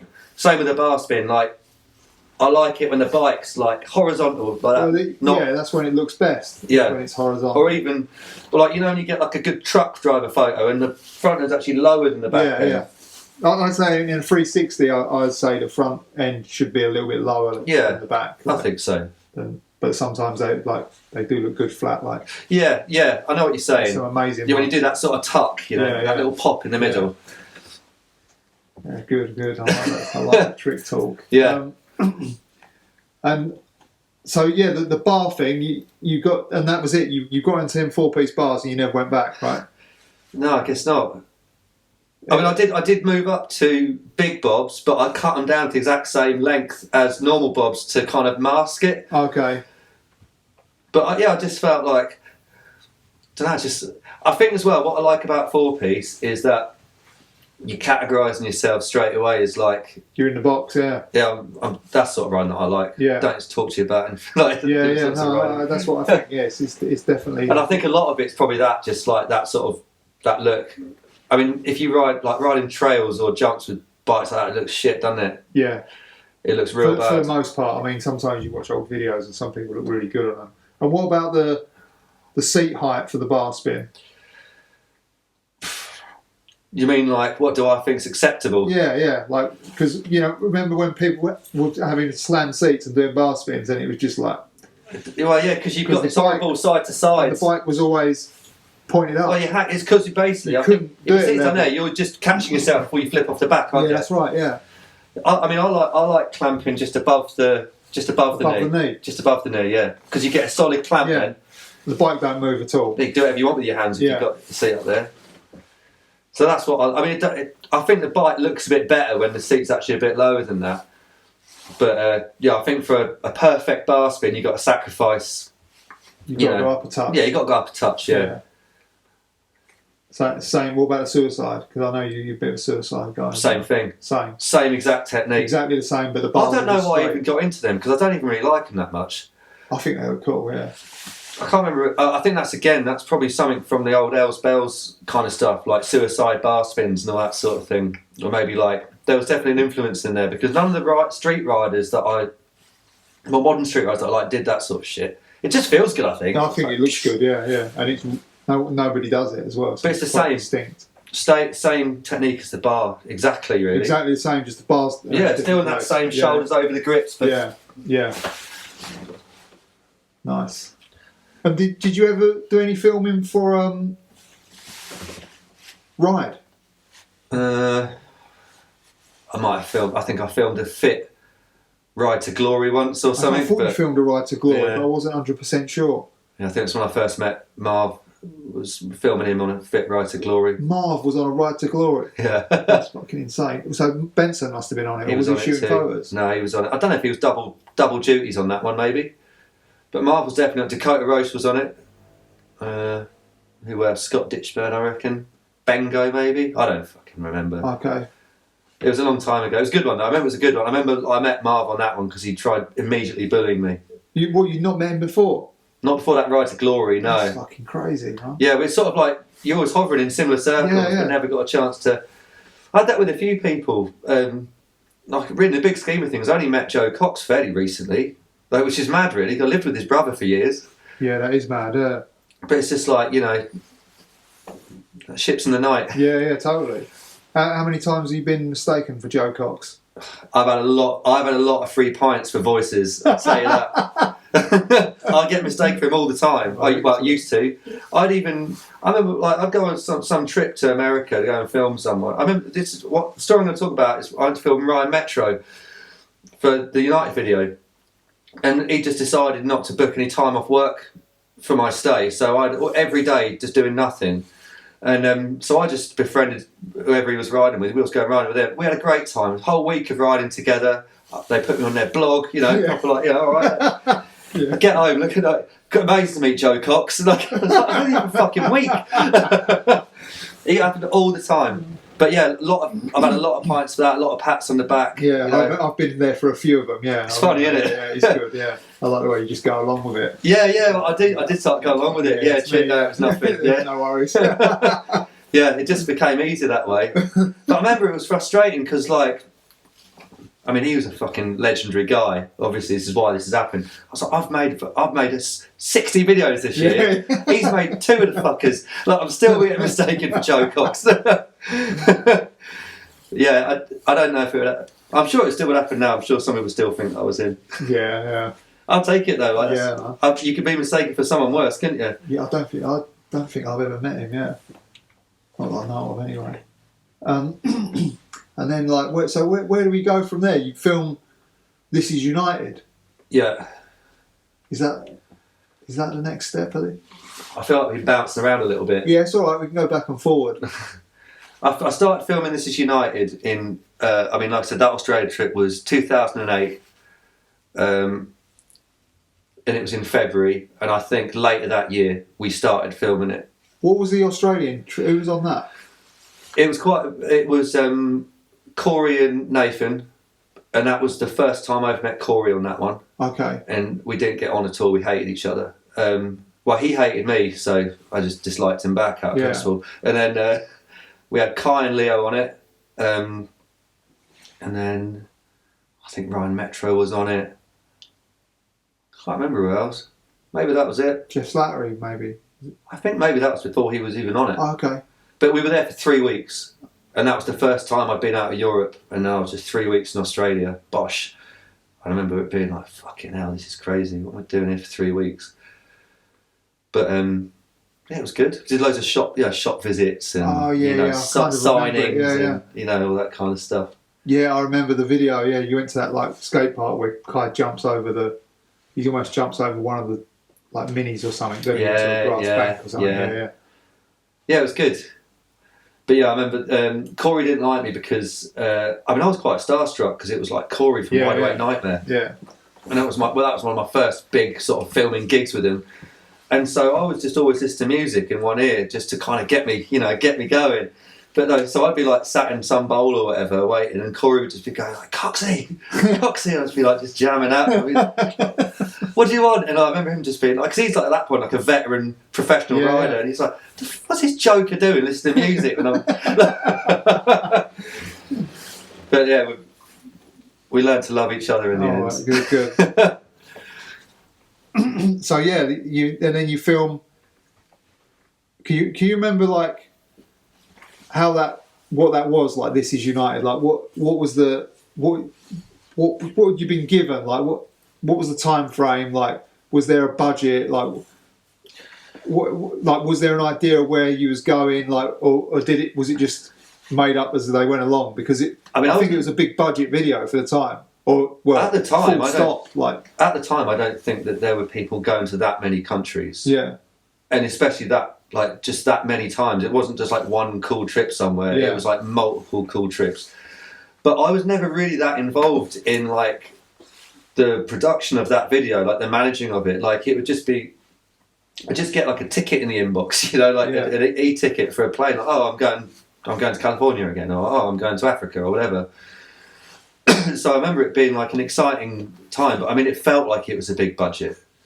You're taking towards the end we were cherry picking, like, Geoff needs an ender, or Kai needs an ender, so we were taking smaller crews. But at the beginning, you're taking these eight-man crews to bloody God knows where. Everywhere. For 10 days. Hawaii was one. Hawaii. I think that one was funded by Finger Bikes. Oh, okay. Well, I think the finger bike thing had helped. Yeah. Like, fuck it, we'll go to Hawaii because there was a United finger bike. So I think that was a cool thing to do. Like, whatever come in, like, right, let's all have a trip. Yeah. I might be wrong there. That's what I remember it being. But yeah, it was mad, really, going to all those places. And like, I've got a map at home of all the places I've been filming. I put a little pin in everywhere I've been. And to be honest, even now. It was years ago. Even now, the vast majority of those were from that video. Just went everywhere. Yeah, I remember. Well, when the video, we've done a few of them with you, didn't we? Yeah, when the video came out, like it was global, wasn't it? Like, yeah, I think coming that case, there was a book. Yeah. The opening spread of that book is just all these like a collage of plane tickets. They were just my ones. Oh yeah. And it looks like hundreds of trips. That was just my ones. I don't even think I own that anymore. I wonder where that's gone. I'm sure they got a few in stock still. Who was like the good people to film for that? Geoff Slattery straight away was one of my favourites because I just like hanging out with him as well. Yeah. Nathan was really good. In fact, at that point I had already been filming with that whole team pretty much for so long that all of it was fun and all of it was easy. Oh, they were all friends. Yeah. Yeah, we were really close because I wasn't filming any other teams or any other riders, and it was a long time that I was working with United. So yeah, by that point we spent, and the time that you spend with someone on a trip, it's like I think a day spent on a trip is like a week in real life, isn't it? Yeah. And especially if you're filming them doing like dangerous, stressful things as well. Yeah, you're part of the conversation as well. Like you feel like you know, I'm actually involved in them saying like, can I do this? Yeah. Which was quite a sort of, felt like a responsibility. But I remember Geoff being quite hard to film because the setups that he was riding were so big that you could often not get them in one nice frame. You'd have to use 2 angles or be like quite far back. And at that point I had this kind of idea for this video that I was going to film it in a very particular way. And that was actually, it was basically, I was trying to, I don't really know why I did it really. I was trying to film everything either just like fisheye, or it would have to be like on a steady cam or like on a gliding sort of like a tracker or a tripod. The tracker on that, I think it was just to sort of give it a look. But that was actually ended up being quite a constraint filming people like Geoff, because the easiest thing to do would be to like do it like hand. Yeah. And I don't know if that was a mistake looking back, but you know, it was good to have a brief for it to give it a certain look. But Geoff was hard to film. Corey was really easy to film, but all of them were like a pleasure. You never have a fallout, you know. Never think, oh fuck this. Yeah. It's just like a good time. Okay, that's nice. No low stress on the people. Yeah. No, it was always good. I mean, every now and again, Ian and I will still sort of exchange sort of message, you know, send like a little screen grab or something like, do you remember this? Oh, fuck it out, that was amazing, wasn't it? So I think it was quite a special time for everyone involved in that, really. Yeah, it was good, and it was a good, like, I think the company was in a good place at that time, and sort of lifted. It was a good video, wasn't it? It like lifted everything up at that point. And it felt like quite an elite team then as well.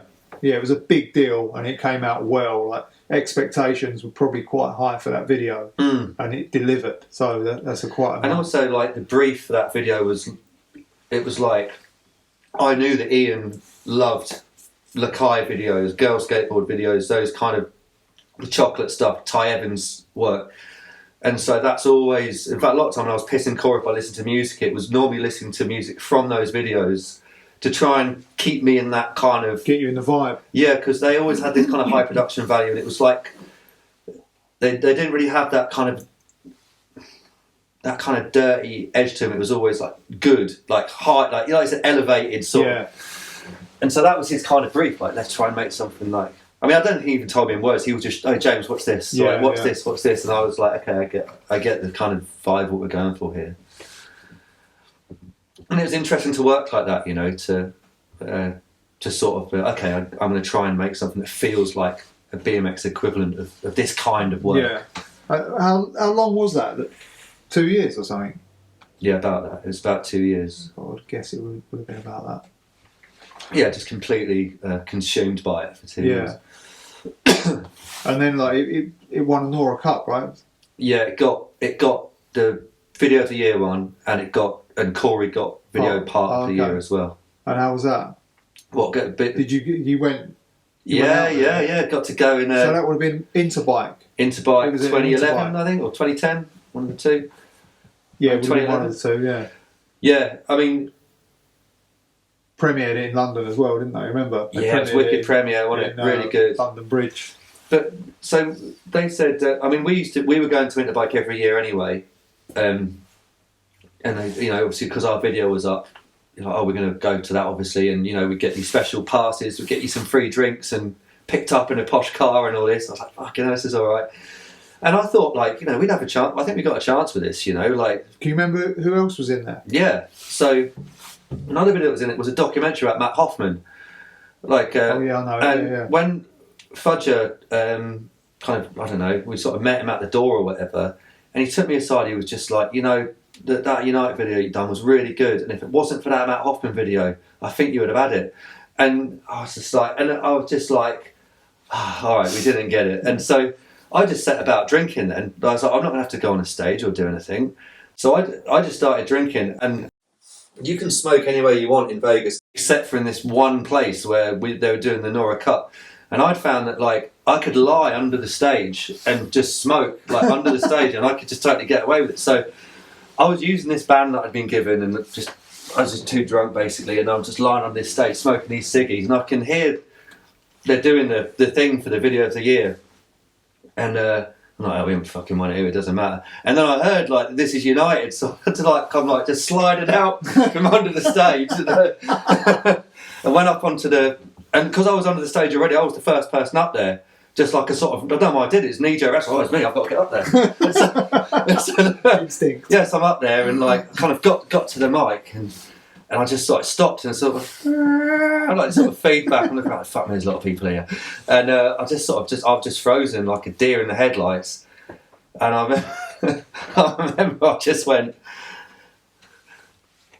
this is for England, and like it's like tumbleweed. Do you know what I mean? I was thinking, fuck me, can someone just come up here and say something? Well, you was on your own up there for a hot minute. I was, yeah, and then it was like filmed and everything. I was like, this sucks. And then in the end, like the whole team's up there, Ian's up there, and then it's like all good again. Yeah. But I remember I was just dying up there, man. Just like it's like fucking hammered, just like really intimidated. Oh man. Yeah, it was bad. It was bad, and I always wanted to redeem myself for it, but I never got a chance to. Really, it was like a really horrifying moment. But so why did he tell you that you had won? Because he was just fucking with me. Oh really? Yeah, but it sent me on a wrong course, really. I wouldn't have been lining me back under the fucking stage if I'd have known that I might have to get up there and say something coherent. Can you remember what other videos were I don't know what other ones were up there, no. Yeah, so that was what, Birth of the Big Air or something? Yeah. Is that what it was called? I think so. Not 100% sure, but that was the last one I remember. It's the one where he's riding the big ramp and stuff, like, and he crashes into the... It's got like lots of... yeah, it's lots of like talking in it. Yeah, I think it was that one. So yeah, that was another one I wanted to talk to you about. The ride interview. Oh yeah. That was just before, I think, This Is United, wasn't it? Yeah, it must have been. I think so anyway. I'm pretty sure. How did that one come about? Like, so were you becoming a regular in the mags at this point? Yeah, we were all in quite a lot at that point. Not so much in ride though, but okay. Yeah, we was in it all the time. Like I started, because I used to collect them. I used to buy an extra one and keep them safe if one of us lot was in them. But I remember in the end I just stopped doing it because I was like, well, one of us is in all of them. Yeah. So it kind of devalued it a bit almost. But I don't remember how the ride one came about. But I was definitely, I think, I don't know, maybe like Ian or someone was just like said, "Oh, why don't you do something?" Whatever it was. But I did that one with Steve Bancroft. Oh, that was with Banners. I thought it was with Robin for some reason. Robin was there shooting some depressing behind the scenes video of the whole thing. Oh, okay. Because so basically we did this ride interview, and that was like 10 pages or something. It was big. Yeah. And so I had this kind of list of like, I'm going to do this. And I was just like, I'm not going to do like a double bar spinning. I don't want to because I'm always doing them. And like I thought I wanted to do something different. So I found like some cooler stuff to do. And I thought it went quite well. I did it over a couple of days. And then... When was it done? I did most of it in Southsea. Okay. And a few things that I was quite scared of and it all sort of worked out fine. Pictures looked good. So I was sort of done with it. And then I got a phone call from Banners like a few weeks later, or a couple of weeks later. And he said, I think that you need to go and do this. It's a good interview, but like you need to do this double bar really. I was like, I don't want to though, Steve. That's not how you have to really, because think about it. You got this S&M thing, and fall down and like we're back. He talked you into it, yeah. He did talk me into it, yeah. And it was it was drizzling, and B, I was in the middle of moving a house, and C, I was in a bad mood that day. So I was pissed off, but I was like, all right, I'll fucking do it then. I'll come and do it. I was like, right, meet me in Southampton, find some stairs. And that's the day when Robin's come out with his fucking camcorder to shoot. So I've got them because I don't want to do it. And we're going to all these different stairs. And I'm just trying to bar spin down. I'm like, no, this isn't right. And then Banners takes us to this great big, whacking great set of stairs. Really like coily, like. Really, no. It's just. Is that something else? I just jumped. That's when I jumped over the. Okay. That's out of focus. But he said it's fucking great long set of stairs. And I jumped, I was like, probably done a bar spin down before or whatever, and I was just like, these are too long. Because for me, the way that I do this trick is like, if I go too fast, there's some sort of physics that I don't understand why, but it makes my bars go around slower. So I need a big drop, but I don't need to be going, if I go full pelt, they won't go around. He's nodding along, but he's setting up the flashes. Yeah. All right, we're going to explaining why you're not doing it. All right, we're doing it then. Flashes. Right, we're doing it. And then, basically I had three pops at it, and I fucked myself up really bad. Like the third one, I did something bad to my ribs, both my ankles, my fingers, like everything was hurt. And I couldn't ride for months after that. And I got Robin on his fucking video camera. I was lying on these stairs like that, and he's just like, I thought you said you could do this every time. So, fuck off, Robin. Yeah. But they run the sequence, did they? Of me crashing it, yeah. I think I remember. With a caption saying something like, James said that he had this trick on lock, but that clearly wasn't the case, or something like that. And at that point, I'm still laid up, just really sound. And when you say double bar spin, is it? No, it's a bar catch bar. Okay, all right. That's one. Yeah. I always think that because no one does double bar spins really. No, I used to do them off like a speed bump, you know, or just a straight. Let them go. But I just found that downstairs I could only ever get 1.5, so I just started catching them halfway and spinning them again. Because then it was a trick that I found really easy, just twice, rather than a difficult trick I couldn't do.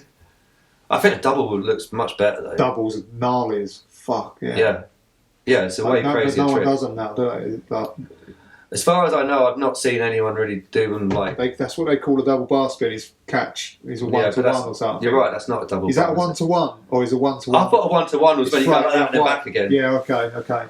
So that's what's that then? A catch bar spin, catch bar spin. What? Yeah, I guess so. But it's definitely easier. It's a lot easier to do that than to. That's good to be clear. Well, I thought the 1-to-1 was that. Yeah, that makes sense, doesn't it? That's what we used to call it. 2-1, yeah. But yeah, from the 90s, yeah. Oh, nice. What else we got here? So the S&M signature seat. What's the story there? I don't remember really. I don't remember much of my life by the sound of things. Still, you tell me, John. Why did I want that then? I don't know. I think they just offered it. They came to you with that idea. I definitely can't imagine that I'd have gone to Kris Moeller and said, "I need a seat." Yeah. Me neither. Yeah. Yeah, I think, and obviously, I just went for like a fucking big bar spin seat. Pivotal, but it was a nice looking seat though, wasn't it? And the like graphic. It was a little keyhole, nice little eye looking through a keyhole. What was the idea of that? I was just kind of into that. I was into like eyes, all-seeing eyes, and like it looked like peeping through a keyhole to like into a conspiracy or something, you know. But I remember like even now actually. I mean, I don't know. I don't know what I'm talking about really now. This is BMX, but I always found it hard to find a decent seat that's just black. Yeah. I mean, no shit on it, like weird graphics or anything. Yeah, no, you're right. Yeah. It's got a nice black seat. Yeah. Subtle. Yeah. I don't think the seat should really be a focal point of your bike, really. Well, not with all them like weird colours and stuff. So I said like a black, a black seat. And like did you pick the fabric that went round it? I was allowed, yeah. I mean, doing a pivotal seat's like ordering a pizza, isn't it? It is, 100%. So I just got the fat. What was it? Yeah, it was a fat one. It was the biggest one. Yeah. And just had these. I remember I said that we wanted to have like a grippy fabric because and then that little stitcher thing on it, the little keyhole. That was all there was to it, really. But they had the embossed. That was an afterthought. Well. Yeah. Was that your idea or theirs? I think that maybe they come back and said we should put some S&M branding on it somewhere, but rather than having a shield, like, I think we must have agreed, let's keep it really subtle, because I think I was quite intent on it being like a very simple black seat. It did look good though. Like, it was a nice product. And the packaging was nice as well, wasn't it? Yeah. You can still get it, but they took my name off. Yeah, I saw. Yeah, but it's like it's not that subtle now though either. Oh really? The newer version is like. Oh, it's the S&M logo is the deboss thing bigger now. It's quite deep or like it's shinier or something. I do remember seeing it recently thinking, it looks different. So I think that's what it is. I should have kept how it was. Yeah, it was nice with it because you could barely see it because you don't see that's it from right. certain angles. Yeah, especially when you'd ridden it for a while. Yeah. I mean, I don't know how happy they'd be about that, really. After a couple of months, it's almost completely gone. And did you ever meet Moeller? Yeah. How was that? Meet him over here or over there? I went there. I went to the factory. To S&M? Yeah. Cool. Yeah. I was really fucking starstruck. Yeah. I think every time I met him, I was starstruck. All right. So you met him a few times. I remember, I met him a few times, and I'd just be like, just sat there, like. It's fucking just legendary, just a legendary character, isn't he? Yeah. And he's really good at fucking making people wisecracks. Yeah. So I was like, I'm just gonna fucking so don't catch his attention, you know? Yeah. Keep quiet and hope nothing happens. Yeah, exactly. And so like if we go on a bit further than that, what was the next like video stuff that you made? After you just did. It was probably Antidote. Antidote, but you did like a whole run of 4 down stuff. Oh yeah, that kept going. That kept going. You were doing Day in the Life. We did loads of those Day in the Lives. We did a Canada trip thing. We did. I mean, that was just ongoing. All sorts of product. All the time. Yeah, product and team guys. Yeah. It was a busy time from what I can remember. Yeah. If we weren't making a promo for someone's bars, then I was doing a Day in the Life with someone or a film video part. And then you move. Then you kind of move on to Antidote. Yeah. Which was pretty popular, really. Like considering it was quite short lived. It was small and short lived with a very niche look and a very niche team as well. And what was the ideal behind that? Like the idea behind that was basically having been like a kind of career BMX filmer for so long, I felt like I wanted to make some stuff that was like how I wanted something to sound or for yourself. Yeah, it's a pure vanity project just to make me happy. Yeah. I mean, I loved all the stuff I used to do, but obviously, you know, doing your own thing. Yeah. You constantly, if you doing something for someone else for all them years, not even all them years, but like you want to do your own thing. You're creative. You want to let something out, don't you? So, and I think the stuff that I'm like really into is maybe a bit darker or you know a bit more mystery in it, and different stuff. edge to it. Yeah. So it was really therapeutic to, and basically the whole idea of the clothes and the rest of it, like I liked that logo, but then it all just became about like this is the best reason to assemble another cool crew of people that I like and go and make another video and do something. Excuse that basically everything to do with BMX right from the start is an excuse to do something creative. Yeah, printing a T-shirt or you know, making a zine or making a video, or taking a photo. It's a great avenue to do stuff, isn't it? Yeah. So that was brilliant. I loved doing that Antidote stuff.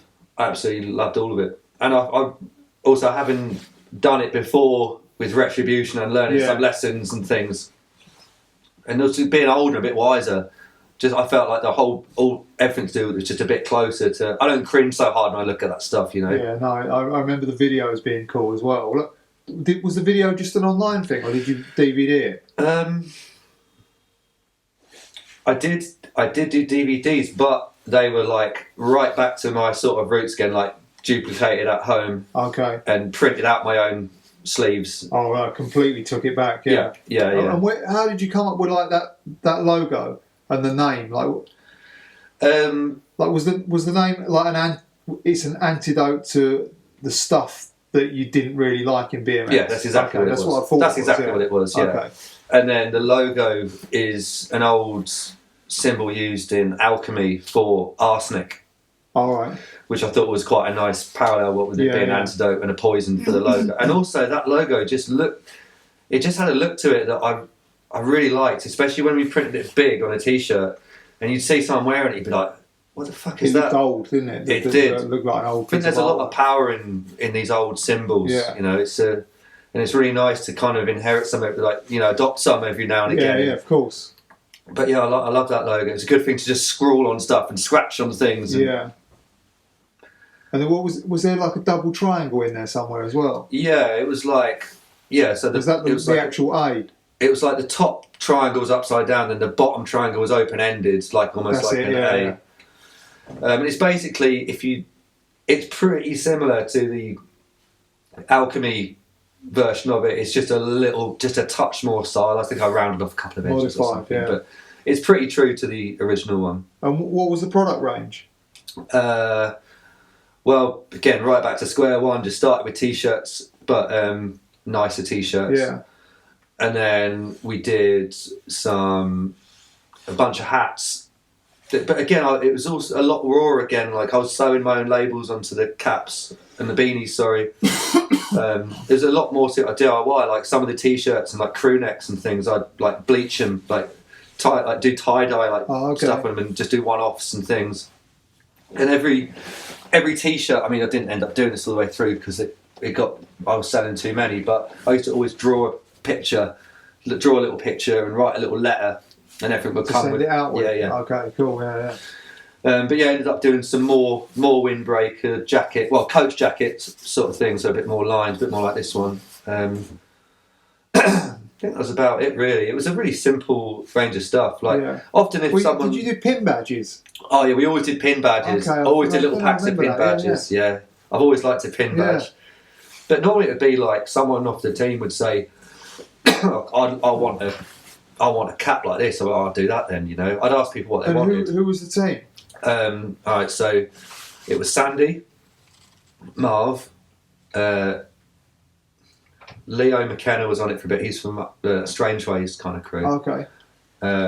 Shanky from Sheffield, Tommy C from Sheffield, Newrick. I mean, it was a bit of reincarnation of Retribution. Really. Yeah, but I mean, it's going to be. I think that was the main. Nathan Williams was on it, which is a bit of an anomaly. And then, do you remember little Geoff from New York? I think he was on it for 5 minutes or something. Oh, and then I had Peggy and Oso from the Motor Bunker scene. And I think that was my first little introduction with those guys. And I cannot remember how I got in touch with them or how they got in touch with me, but I saw them ride and I was like, it was because they were doing this thing called Horigumi at the start before it was Motor Bunker. And I was like, this is an interesting scene. Yeah. And someone helped me reach out to them, and I had this little Japanese connect as well. So on a lot of the labels, we had the 3 flags for the team, like the UK flag, the American flag, and the Japanese flag. And that was cool having this kind of like little mini international crew. But it was good fun when we were doing the Antidote stuff. I loved it. Yeah, man. It looked fun as well. How long did that last? That was short. I think it was only a couple of years. 2 years or something. Yeah, something like that. And how comes that just petered out? I mean, I think a lot of it was because it had legs, like to be fair, you know, I remember thinking, I still get the occasional, person saying, Kev, you still got anything I want? Yeah. And I still see people wearing it sometimes, but I think it was mainly because I just wasn't riding because now when Antidote was really going, I was living in London by this point. All right. And I think by the end of it, I just wasn't really riding that much anymore. I just petered it out so much that I was just like, this is such a crew-orientated brand that if I'm just making everything out of like submitted clips, I wasn't even there. Yeah. I just feel like it's not real. It's not. You've turned. I'm playing a fucking part. You've turned into one of them. Yeah. And so I just thought, I'd rather just if I'm not there, and I'm not, then it's just time for me to stop it. So I just overflow. Oh, man. But I'm glad I did that. Why did you get out of riding? I think it's probably get burnt out. Do you think? I think that being inside the industry for so long, I don't think that helped. A lot of the hobbies that I have now, I try not to look too far into them because I think when you know too much about something, it takes the beauty away. When you're riding for fun and then you end up, it's your job as well. It's easy for it to take the beauty away, because you're so involved and you know all the bad bits about it. Yeah, that's right. And so even if you say having some hobbies now, you're never going to get that deep into some of them things, you know. No, I don't think so. I mean, you're never going to live it that stuff. And even now, I still would. On a knee-jerk reaction, I'd sort of describe myself. It would be like, right, in BMX ride, you're not fucking BMX riding anymore. But it's so far in there. Do you know what I mean? Yeah. But yeah, it's. But don't you see that? I would. I mean, I don't know because I'm not fed out of love with it to the extent where I don't do it anymore. But I would say that if you've ridden BMX for that long at that level and done that stuff, that you're almost never going to not be a BMX rider. No way. Your mindset is always going to be a BMX rider's mindset. And I still navigate myself around cities using handrails and flat banks. But I mean, I think that for me, it wasn't just that. It was just my job is a big part of it. I'm so busy doing other stuff, and also now I live down in Rye. You know, it's different when you're with your mates and you know you're going around some cool spots. It's different to dragging yourself out on your own as a middle-aged man. Like, right, I'm going street riding. Like fucking hell, do you know what I mean? It's just kind of happened that way. There's a little skate park, a little burn around that, but I'm not going to force myself. I'll still go out occasionally and do like I did a 3-hop the other day on the ground, see if I can still do it. But fucking splendid. But yeah, I think I'll always consider myself to be a rider of some description. Well, you still got a bike. That's cool, isn't it? Like, I still got a bike, and I think I make up for it inside my head by because I still like work with brands. Like I helped Trey Jones with the animations for his Swamp Fest thing this year, and do like the design for Motor Bunker. And if someone comes with like, oh, can you help with this little BMX thing, or like, can you help with this clip or whatever, I'm always trying to help people as much as I can with whatever knowledge I've got from the job I had, you know. Yeah. So I still feel involved in it, but in just maybe a different way. You do 3-hop first go? Oh, I didn't fall off. I mean, the first one was a bit back wheel. But you did it, first go. Yeah. How many did you do? I reckon I did 4. Just on the flat, not off like a curb or anything? On the flat, yeah, in a wet car park. Pretty fucking good. You didn't see him. I've not done a bar spin in a while. What do you reckon? I'd like to think I could still do one, yeah. It'd be pretty It feels disappointing. scary, like, if you haven't done one for a while, right? It's easy to sit here without my bike near me. Exactly. No problem, mate. It's always easy Do you want a double? Yeah, it's easier when I'm here. If you get me on a bike, then maybe it'd be different. Nah, fuck, I could still do a bar spin. Yeah. Fucking hell, of course I could. Surely. What bike have you got now? I've got a Nathan Williams King at the moment, yeah. Ooh. No comment. Fucking hell, we've breezed through them pretty good. What? I heard a story about lucid dreams. I went through. Is this when I went through a phase of trying to train myself to have lucid dreams? Yeah. Yeah, I did. For like a long time. And what was it? Why? Well, because I was working. So lucid dreams is like when you know you're asleep, right? Yeah, you wake up in your dream, and your whole life is like a sandbox. So you can be like, right, I'm going to go flying, or I've experienced it. Or you can even. I've heard of some people who even have an alternate life there. You know, like they'll leave a life there and then they'll revisit it the next day. So I was kind of fascinated by this because a guy that I worked for once when I was younger, he had this fucking boring job. And he was just like, I don't care because I'm going to do some lucid dreaming. Yeah, because I've got a much better life in my sleep. And so I was like, how do you do it? And he told me these kind of basic ways to start doing it. And like, I tried it for ages. I got nowhere with it. Well, you couldn't do it? No. I did it the only time I've ever managed to do it is I was reading up on online and someone said if you drunk this black absinthe stuff, it worked. And that did work. But it's not a good life habit to get into is drinking absinthe. What is absinthe? Alcohol? It's a disgusting strong alcohol. Okay. And it just locked me asleep, and I just sort of woke up like, oh, it's working. And because normally, if you have a lucid dream and you think, oh, I'm asleep, it wakes you up. But this absinthe kept me locked into my dream. So I was like, oh, I'm asleep, wicked. Like, and what did you muster up then? I don't remember. I think I went flying over a rainbow-coloured valley, actually. Oh, man, you should remember if it's lucid. Yeah. So, have you ever had sleep paralysis? I've never had sleep paralysis. I've heard stories of it because that's what people used to think was a demon sat on their chest, isn't it? Yeah. I've heard stories of it, but I've never suffered from it. Yeah. I used to have night terrors when you'd open your eyes and the dream would continue in your waking life. But I've never had the paralysis.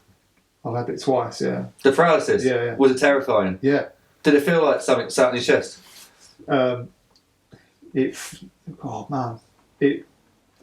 It just felt like I was awake but couldn't wake up. I couldn't move. But were you awake? And the more I tried to get up, the harder it was, and I couldn't move anything, but I knew I was awake. And That's weird. And it was like, it was terrifying. Do you know what brought it on? No. Is there a reason that brings these things on? I don't know. I've not really looked into it, but I was actually asleep on Adam Peters' couch, and the cushions come out this way, and I was like I was actually like in it, you know, and it was fucking terrifying, yeah. And I'd never experienced, and then when it happened the next time, I knew what it was, so it wasn't as bad. Oh, so you remembered the last one, even though you... So are you asleep? You're asleep? No, you're awake. So you're awake, but you're paralysed? Yeah. So you can look around? No, you can't see anything. You can't open your eyes. Or I couldn't. Fucking hell. And it was like... and I couldn't... the more I tried to, like, move, the less effect it had. And then when I relaxed, I woke up. Right. Yeah. Oh, I don't ever want that. It sounds terrible. Well, it's not bad the second time because you kind of know what's going on, but you just relax and get up. So that's almost a lucid dream. That's a lucid moment, isn't it? Yeah. But you couldn't have converted it into like, well, I'm going to be on a because I was in such a panic that, that I thought that I was like I wasn't going to move again or something. Like, it was pretty mad. Well, that's going to happen to me tonight now. We spoke about it. What about astral planing? Well, like when you so you can sort of transmit your mind into like looking back at aliens building the pyramids and stuff like that. I don't know if that's like astral projection. Astral, yeah, that's it. Yeah. Astral projection. I had a friend who reckoned he could do it. Like, yeah. I like listening to astral projection stuff. But yeah, I believe the military actually. They called it something else though, don't they? Yeah, but they had people give remote viewing. That's right. They gave it a proper go, didn't they? Yeah. I'm not sure if I really. What do you think about it? I'm undecided. On the fence. Yeah, I could see that. What did your mate see? He used to say that he flew over the North Circular. Fuck's sake! What a waste. He was into all of that magic stuff and that, yeah. But that's the only thing. We was kids. He was probably like 20, maybe 19. And he reckoned he was astral projecting. Over the North Circular. Yeah, over the North Circular. Not really the best place to go. I'd definitely go somewhere else. But yeah, what about UFOs? What about them? Give us what do you reckon? I know that you've kind of gone into that a bit in depth, so... Yeah, I used to, like I said, I on and off through my life, I've had these phases of getting quite heavily into listening to hours of people talking about all sides of that sort of world. I think most of them are absolutely insane, but I think there's something out there, isn't there? There has to be, just probability-wise, the amount of... Yeah, definitely. I would say definitely. Have they been? I don't know. Well, I think I've seen a UFO. I'm almost certain. Well, I have seen one. Okay. Out of a plane. So, I mean, it's an unidentified flying object. So. Yeah. Do you want to know about it? Yeah, of course I do. Yeah. Where was this plane? I was flying back from Lisbon. Daylight, so good lighting conditions. And I'm looking at, I've got a window seat. I'm looking out the window, and there's another plane flying parallel to us. And I'm just sort of looking out the window at this plane, and I see this. This is the plane going along. I see this ball thing go just right behind it, and it's right on the back of the tail of this plane, and it's got these three, what looks like three lights that are like rotating, like duk, duk, duk. And I'm watching this thing. Oh, fucking hell! I'm sure that wasn't there a minute ago. I'm wiping the window, thinking, what's that? I'm looking at it, and it follows this plane like perfect. How far? A good few minutes. A good few minutes. So how far away from the plane was it? Well, it's far away, so I couldn't tell exactly. But I mean, it looked like it would have been about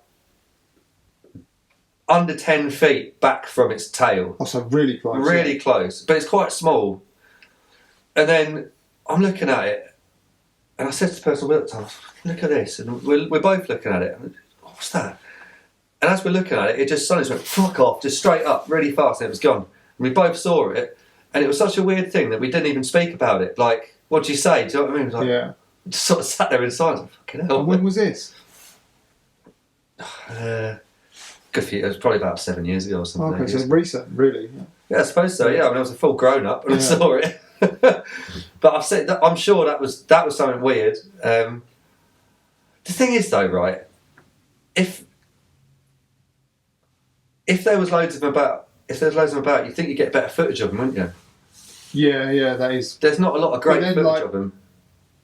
If people are filming on phones, and you can't really film it, you can't zoom on a phone, can you? It's No. zoom shit, like. Yeah, I mean. And that's what you're instantly going to do is zoom, aren't you? Like, yeah. It's always like a zoom. Yeah. Well, I've actually seen some good stuff recently of this weird craft that looks almost organic with these tentacles hanging off of it, and it's flying over this arm. It's like a drone shot. So I don't know where it is, some sort of war zone at the moment. It's just floating over all these barracks, and it's not making a shadow or anything. It's only getting picked up because it's on one of these heat camera things. Yeah, I get it. I'll send you. It's weird. Yeah. That's one of the weirdest ones I've seen. I thought, well, that looks pretty good. Yeah. But also, right, it's a bit like what I think about ghosts in a way. If ghosts were to exist, and I'm not putting ghosts in the same bracket as UFOs. UFOs, I think it's a different world. But if ghosts were real, you wouldn't be able to fucking move for ghosts. They'd be everywhere. Or be busy. Be well busy. You'd be sick of the sight of them. You wouldn't just see one old, Victorian woman. You don't know how it works, though. I don't know how it works, no. Yeah. But you'd have thought that, if you think about all the people who've ever died ever, with unfinished business, who's ever died and thought, well, that's all my business taken care of? yeah, I'm happy with that. Well, I don't know. It's quite a few old people have probably taken care of all their business, haven't they? They've probably had a few years left to spare. Even with that, though, you'd see a few every day. Everywhere you go, there's another one. Yeah, I wonder what the theory behind that is. But I don't want to muddy the waters of ufology with the paranormal. Don't get them mixed in together. No, don't you dare get them mixed together. No. And one other thing I wanted to ask you: what do you think of BMX? The current state of BMX now? Do you follow it still? I do follow it. Yeah, okay. I follow all of it. Like anything that's spoon-fed to me on the internet. Anyway, okay. I watch all the live contest stuff. Okay. As much as I watch all like the independent little videos. You probably watch more than I do. Yeah, I mean, it's not my thing anymore, is it? Like, yeah, that's why I want to know. Like, from the outside, like looking back into something that you're so into, like, because I know a lot of people have this view of like, oh, it's not what it used to be. You know, it has to change, doesn't it? Yeah. If it was still my sort of thing, then it'd be in a sorry state. It wouldn't have moved for years, you know. But at the same time, it is what it used to be. It's maybe in the moment when you're actually on that bike. That's exactly it. That's what's. But then, who's it attracting now? Is it attracting a different sort of person? I don't know. Maybe it's more of that kind of athlete sort of style people might be getting a bit more into it now. I mean, that side of it is definitely. That's a big part of it, isn't it? I don't think it's a big part. I think it's a small part. Do you think? But it's looked upon by the people that cover it differently to how that sort of stuff would have been looked upon in the 90s and early 2000s. It's not like it's not regulated as it was. No. It just. I mean, I could say something nice and generic, like, I think it's great that like, people are doing something, but I don't know, I think loads of it's shit. Yeah, same. It pisses me off. Yeah. And that's why I want to like that there was like, invested in it. So I like that. I like things like magazines and like people. I like there's a bit of a hierarchy and a few guidelines and. Well, I think it's better that it has that. Because it wouldn't have got good if it didn't have that. No, it's good. People have kept it like it's like a music, you know, like. You're going to get like these good bands, and the further in you go into that music, you're going to find better and better stuff.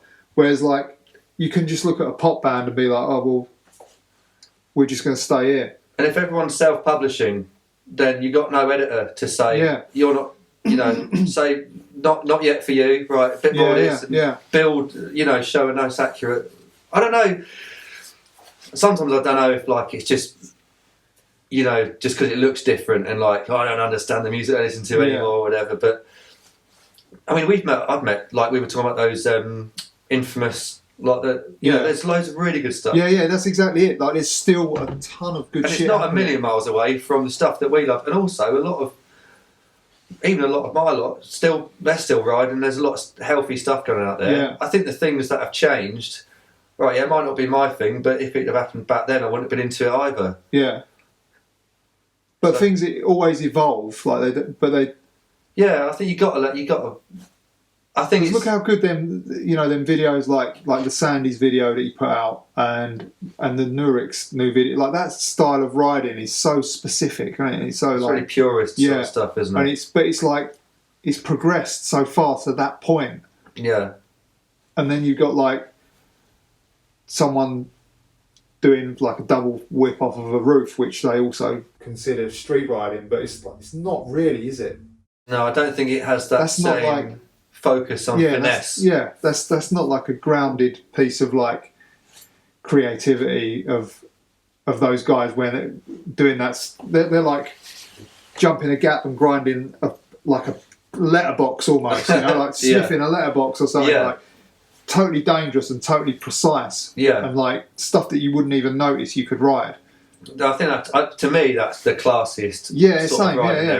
That to me that's. And if you don't get it, that's your problem. The purest of street stuff. Yeah, and I think there's just as much progression in that as there is in some janky old trick that you. And I just think like if you boil something down and distill it more and more and more and more, that's where you can find real finesse rather than. That's what I've seen a little less of maybe as time's gone on. Is the tricks it's a lot more trick based. It's so difficult that just getting out of it, you're like, oh cool, you did it. Rather than I think the simplicity is where you can find like real something beautiful. A bit like if you want a gauge of a good pizza place, you're gonna get the margarita, aren't you? Because if you got that, that's what it is with that sort of riding. It's like it's something simple, but it's just so distilled and so perfected that it surpasses any extra toppings you could put on it. No pineapple on that one. No. Yeah, man. But that was definitely something I wanted to speak to you about because that's everyone I know who's not as involved in riding now, or people that have quit for like 10 years, say, or 15 or 20 years. They always tell me, it's not like it was, is it? Like, what do you mean? Go, like you can just turn up, nearly all your friends still ride. And they're all doing virtually the same stuff. And you can just do that. Well, how is you watching YouTube made that different? Like it hasn't made it different. But and then they like at the same point in time, like you say, those guys doing Infamous and like there's loads of pockets of them all around. But they just don't get the attention from the bigger media outlets, which is a shame. But that's what makes them good, I think, at the same time. But it'd still be nice to see them like pop up into something. Yeah, it would. I think and again, not having that kind of like establishment, like a platform to pick these people and say, have a look at this. That's what makes it harder, I guess, for that cool stuff to go because it's saturated, isn't it? Yeah, but it's saturated with bad stuff. Like, there is a lot of stuff that I think is bad. Interesting to see what will turn out. Yeah, but like I said to you earlier about this, that in Japan, like that motor bunker stuff, like it. That makes me feel about that atmosphere around how it used to. Maybe it's because it's a new thing that they're doing in the big scheme of things. It has this kind of like late mid-school sort of feel to it, and it's all still out there. And I hope that it continues to have that element to it. Well, is that alive? Is that part of them? Yeah, it's all the same kind of like group of people, isn't it? Yeah, because Peggy's got an alive signature frame. All right. Because I think it's because that's similar, isn't it? It seems like something from New Jersey or something. Yeah. It's got like a certain thing to it. They've got a really unique way of riding out there as well. It's like it's almost quite percussive. they like bang the pedals on the floor, like hit the handlebars along like shutters, and do they just do weird little but again, it's fucking hard what they're doing. you try and do it yourself, and you're like, fuck me, that's really difficult. I have to check some out. I haven't looked. Yeah, it's good. It's good. Nice. All right. Well, I'm good with that. If you're good with that, we've done pretty well there. Good innings, wasn't it? Yeah, it's good. What's that? 2:23. Fucking hell. Done well. I like that. It was enjoyable. Thanks, John. Thank you very much. Hello. Right. So we've just got a Patreon page. We've been doing this show for nearly 2 years, and it will remain free, and it has always been free. But if you want to become a supporter or send something our way, go to our Patreon page. I think there's 4 tiers. There's a lot of benefits to most of the tiers. Thanks for your support and thanks for listening. We're going to try and do more of these if we can get the right amount of funding back in. So if you can support, please do. Thanks. See ya.